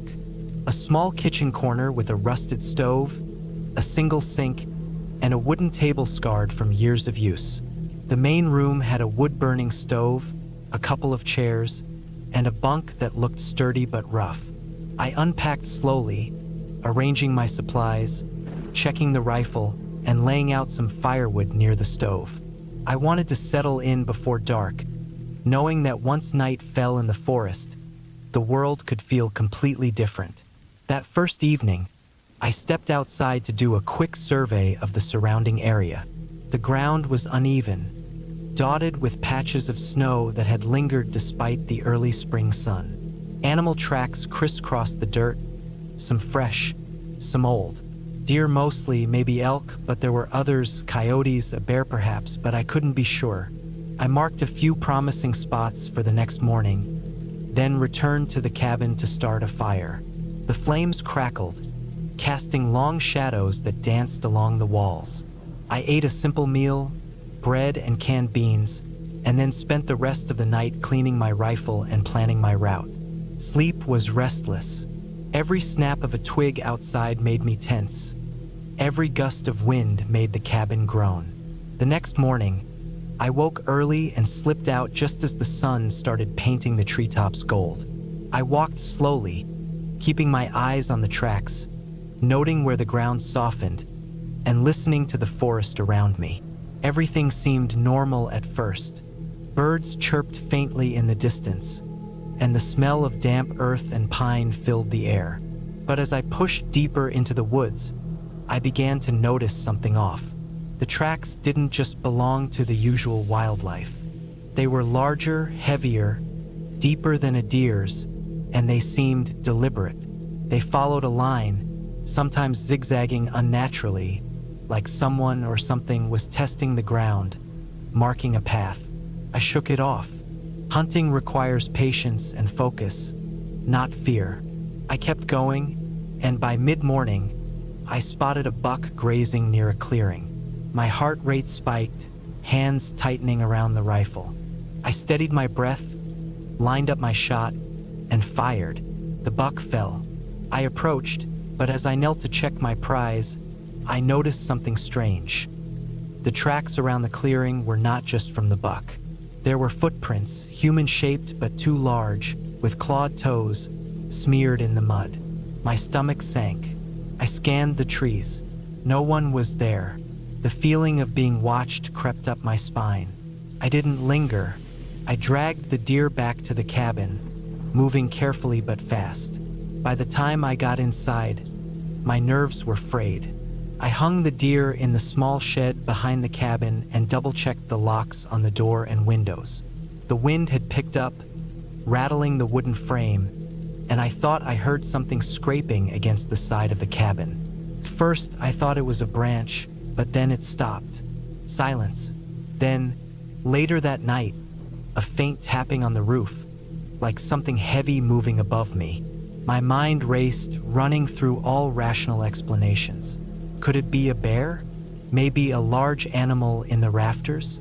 I grabbed my rifle and listened, but after a while, the tapping stopped. The following day was colder, and the forest seemed different. Shadows clung to the edges of my vision, and the tracks outside had multiplied. There were more than one set now, circling the cabin, disappearing into the trees. My sense of isolation grew heavier. I tried to focus on hunting, but I couldn't shake the feeling of being stalked. I heard branches snapping, distant thumps, things moving just beyond sight. I started leaving small traps around the cabin. Basic snares, nothing fancy, just to see if anything was around. By the third day, I found one of the traps had been triggered, but there was no animal inside.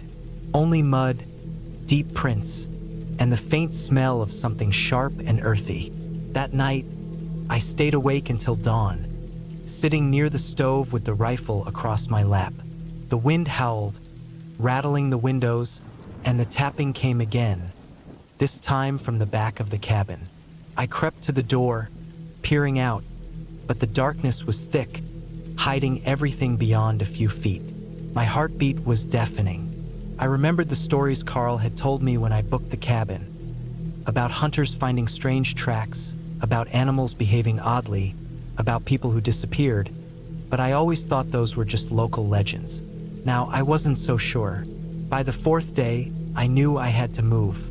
I packed what I could carry and planned a path out, staying low, using the terrain to hide myself.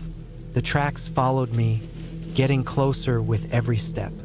I heard low growls, something shifting in the brush, snapping branches right behind me. My dog, an old German shepherd named Rex, stayed close, growling low, hackles raised. I felt a mix of fear and relief. At least I wasn't entirely alone. The final stretch out of the forest was the worst. The tracks became unmistakable, human-shaped, enormous, with deep imprints that no ordinary person could make. I stumbled over roots and rocks, Rex snarling at the shadows that moved just beyond my sight. I could hear breathing now, heavy and uneven. Panic drove me faster, and finally, after hours of running and zigzagging, I broke through the last line of trees onto the dirt road. Exhausted, bruised, and shaken, I ran until I reached my truck. I slammed the door, locked it, and drove the hell out of there, never looking back. It was only days later, after sleeping in a small motel with the lights on all night, that I realized I'd left half my gear behind. The cabin, the traps, the deer, all of it meant nothing compared to getting out alive. I called Carl to tell him I wasn't returning. He didn't ask why. He just said, "Good. Some things are better left alone." Years later, I still think about those tracks, the shapes in the shadows, the sound of claws scraping on the roof. I've hunted all over, seen strange things, but nothing comes close to that week in Montana. I never went back, never will. Sometimes, when the wind blows right, I can almost hear that tapping, faint but deliberate, like someone or something is still watching, waiting. And I know deep down it's not a story or a legend. It's something real, something patient, and something that knows how to hunt.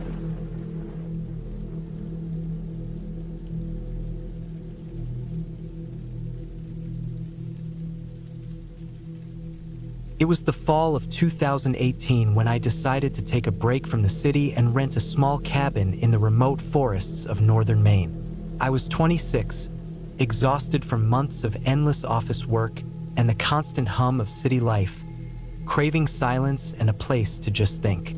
The cabin I found was old, a small wooden structure tucked into a clearing surrounded by towering pine trees, the kind of place that felt untouched by time. When I first arrived, the sun was low in the sky, casting long shadows across the forest floor. The cabin was rustic, with peeling paint on the outside and a thin layer of dust covering the wooden floorboards inside. There was no Wi-Fi, no cell service, and for someone like me who lived constantly connected, it was both terrifying and liberating. The first night was cold.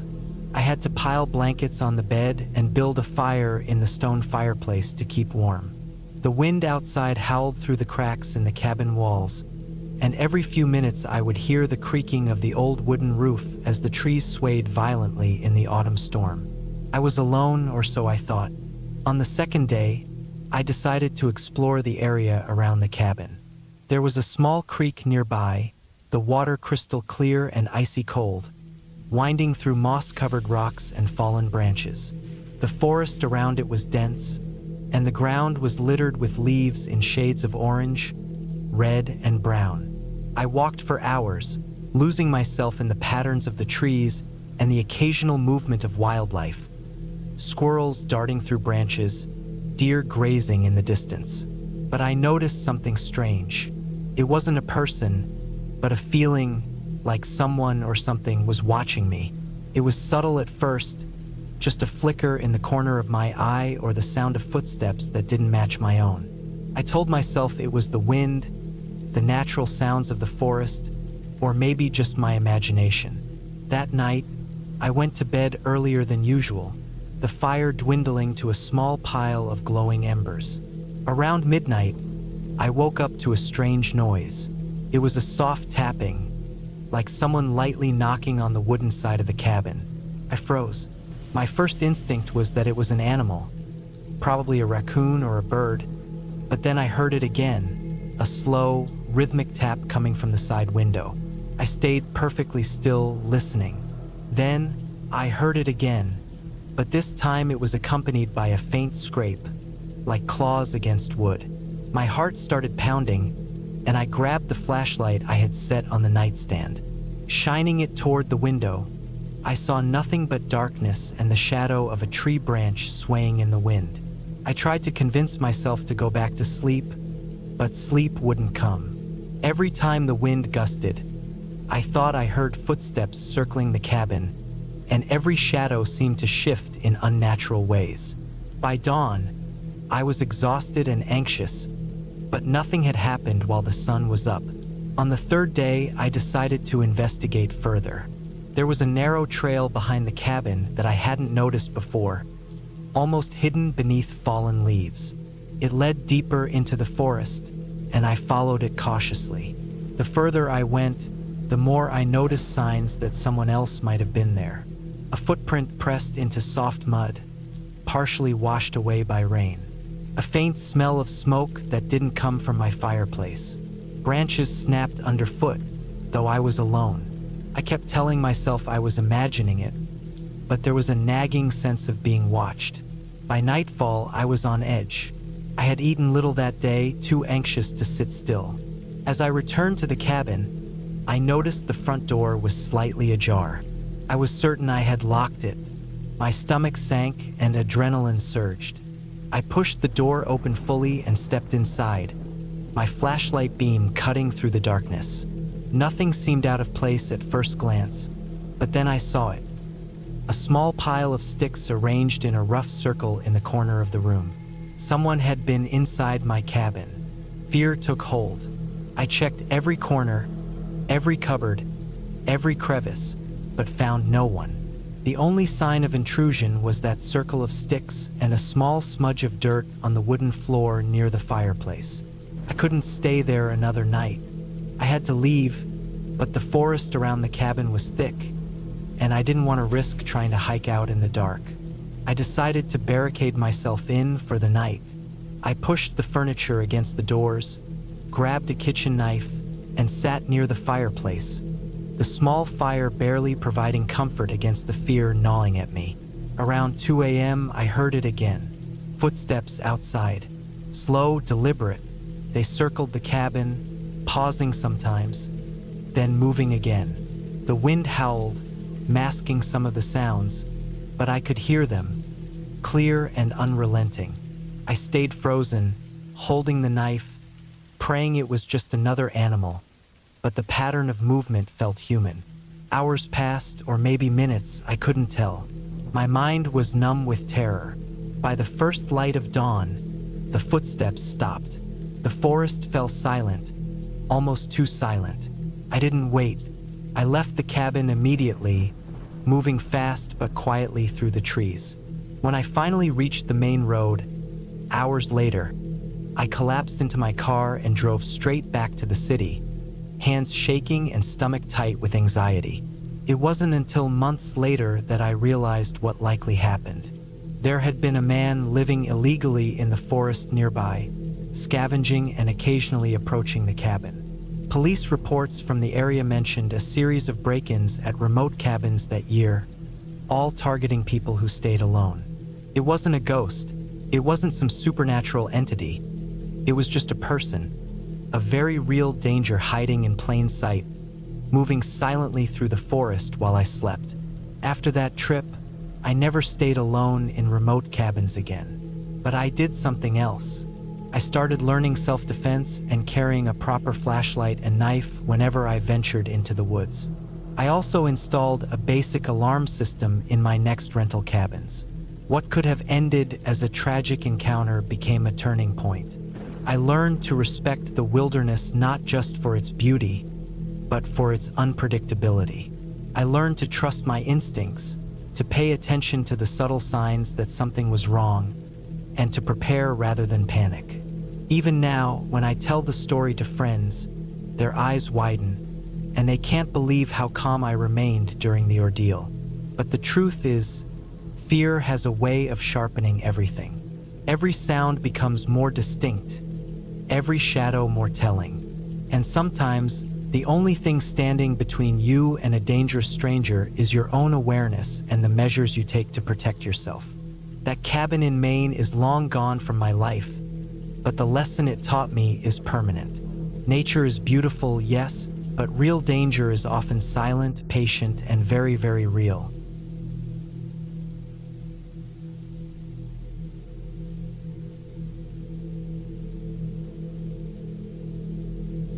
It was November of 2017, and I had decided to take a short break from work in the city.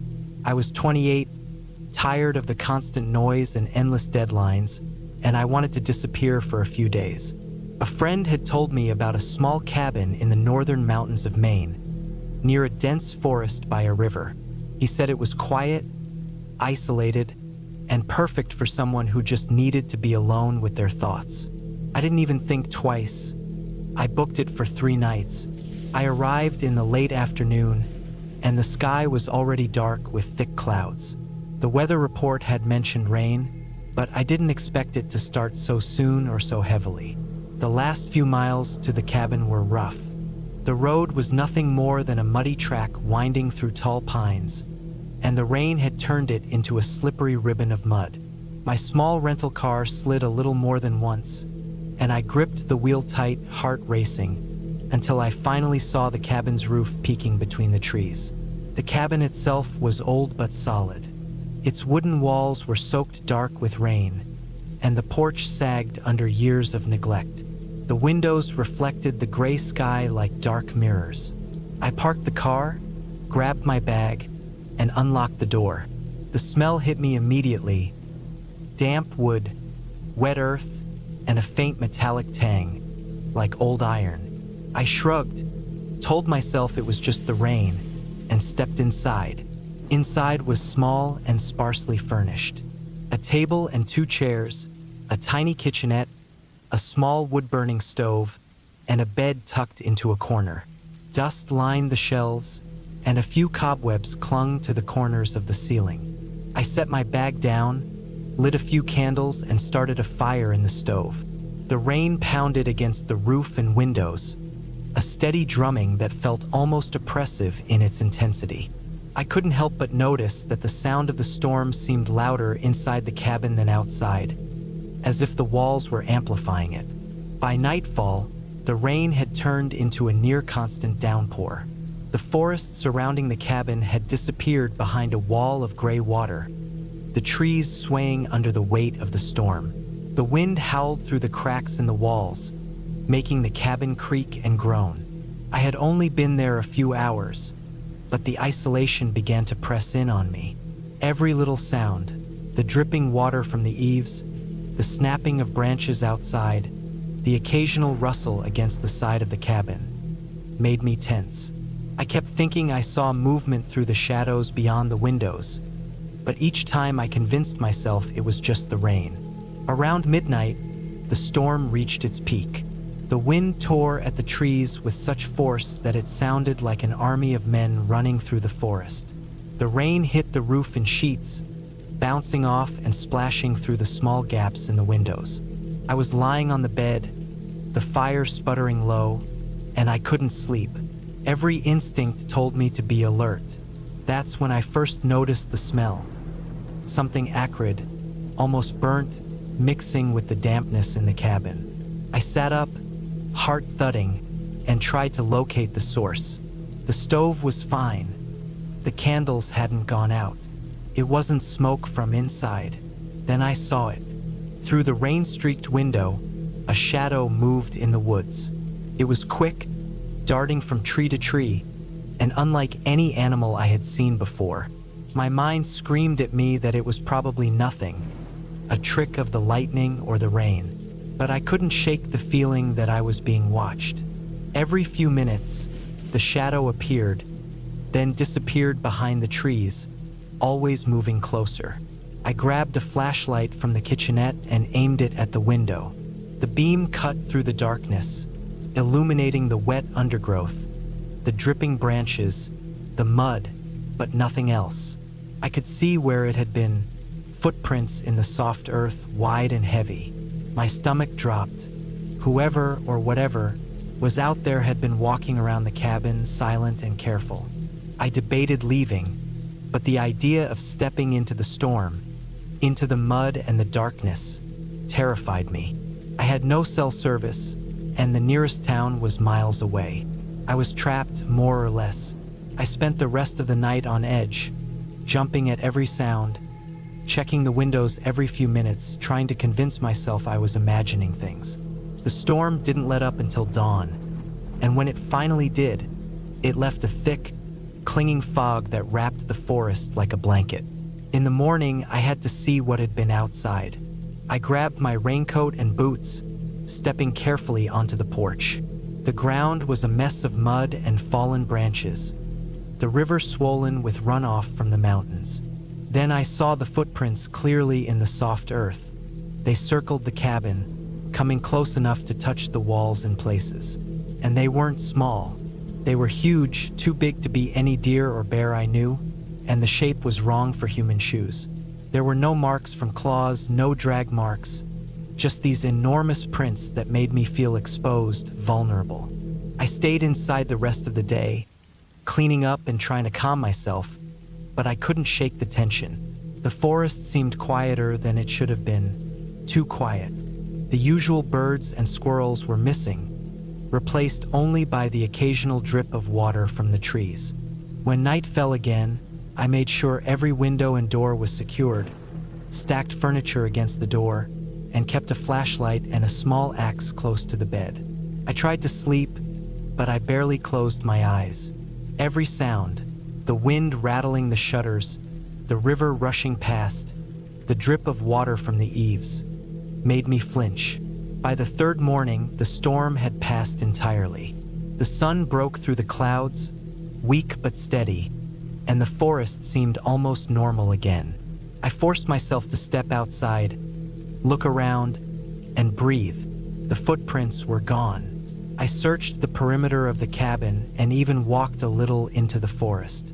Nothing. No signs of whoever or whatever had been there, No large animal tracks, no human presence. It was as if the previous 2 nights had been a shared hallucination, except I knew it hadn't been. I had felt the weight of it, the panic, the fear in my chest, and the prints in the mud hadn't been imaginary. I packed my things quickly and left, driving back down the muddy road, heart still racing but slowly calming as the sun climbed higher. I never found an explanation for those nights, and I've never returned to that cabin. But sometimes, when it rains hard and the wind whips the trees outside my apartment window, I can feel the same tension rise in my chest, that same awareness that I am being watched.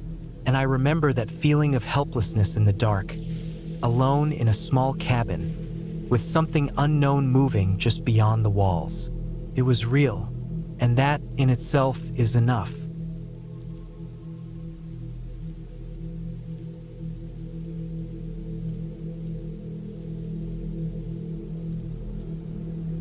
It was the spring of 2017 when my wife, Laura, her stepsister, Emily, and I decided to get away from the city for a few days. We'd rented a small cabin near Deep Hollow, a remote forested area in northern Vermont. The place was supposed to be secluded, ideal for disconnecting from our hectic lives, and for the first few hours it was exactly that. The drive up the winding dirt road had been long and bumpy, and by the time we reached the cabin, the sun was dipping behind the pines, casting long, sharp shadows that made the forest look like a wall of darkness around us. The cabin was small, made of dark wood, with a stone chimney that looked like it hadn't been used in years. The porch sagged slightly on one side, and the door creaked loudly when I pushed it open. Inside, it smelled of dust and old wood, with a faint trace of mold. There were 2 bedrooms, a small bathroom, and a living area with a stone fireplace and a rickety table. The windows were dusty, but they offered a view of the thick forest outside. I remember thinking the isolation was exactly what we needed, though even then, I couldn't shake the feeling that we were too far from help if anything went wrong. The first night passed quietly. We ate takeout we had brought with us and lit a small fire in the fireplace. Laura and Emily were sitting on the old sofa, sipping wine, while I unpacked some supplies. The wind had started picking up outside, rattling the cabin in a way that made the wooden walls groan. I tried not to think too much about it, though I kept hearing occasional snaps from the forest, like branches breaking underfoot. I told myself it was just animals, deer or raccoons, but the sound seemed too deliberate, too rhythmic. By the second day, we explored the area. There was a small creek nearby and a hiking trail that led deeper into the woods. The forest was thick, full of moss and fallen leaves, and sunlight barely penetrated the canopy. I remember feeling uneasy walking among the tall pines. It wasn't fear of getting lost, but a sense that we weren't alone. There were no other people around, yet every now and then, I would hear a faint rustling behind me or catch glimpses of movement in the corner of my eye. I dismissed it at first, but Emily started mentioning the same things. She swore she heard someone following us on the trail. Laura laughed it off, telling us it was our imagination. The third night is when things started going wrong. A storm had rolled in, heavy rain hammering the roof and windows, wind lashing against the walls. We huddled inside, eating canned food by flashlight since the power was out. Around midnight, I woke to a sound that made my blood run cold. The front door creaking open slowly. I froze, heart hammering. The cabin was small, and I could hear Laura and Emily breathing in the living room. I grabbed a flashlight and crept toward the door, but when I got there, it was closed, and the lock hadn't been tampered with. I went back to the living room, trying to calm myself. Emily was awake now, sitting on the sofa, staring toward the door. "Did you hear that?" she whispered. Laura muttered something about the wind, but I knew better. The noises kept coming, intermittent, like someone walking just outside the walls. I checked every window and made sure the doors were locked, but the feeling of being watched wouldn't leave me.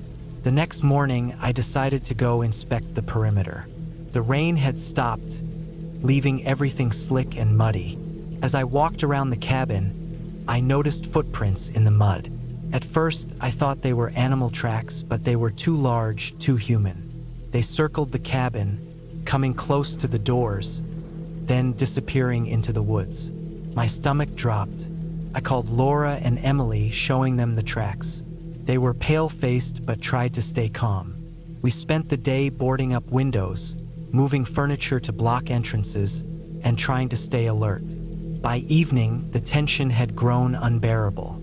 The wind started again, and I could hear branches snapping closer than before. Around dusk, something hit the cabin wall hard, like a fist pounding. The lights flickered, and for a moment, I thought the wall might give way. I grabbed a heavy cast iron pan and told Emily to stay close to me, while Laura tried to call the ranger station on a weak cell signal. The signal was patchy at best, and after several failed attempts, we realized we might be completely cut off. Hours passed with constant banging and scratching on the walls. The forest seemed alive with sound. I could hear heavy breathing outside the windows and felt the floor shake as if someone was running around the cabin. Every shadow seemed to stretch toward us. Sleep was impossible. At some point, I noticed a pair of eyes reflecting in the flashlight beam from the corner of the living room. I swung toward it, but there was nothing. By morning, the storm had cleared, and the forest was eerily quiet. I gathered the courage to step outside and inspect the area again. The tracks had multiplied, and now there were dozens, circling the cabin in every direction. Whoever or whatever had been outside had been moving deliberately, almost stalking us. I realized that trying to stay inside the cabin wasn't safe. We had to leave.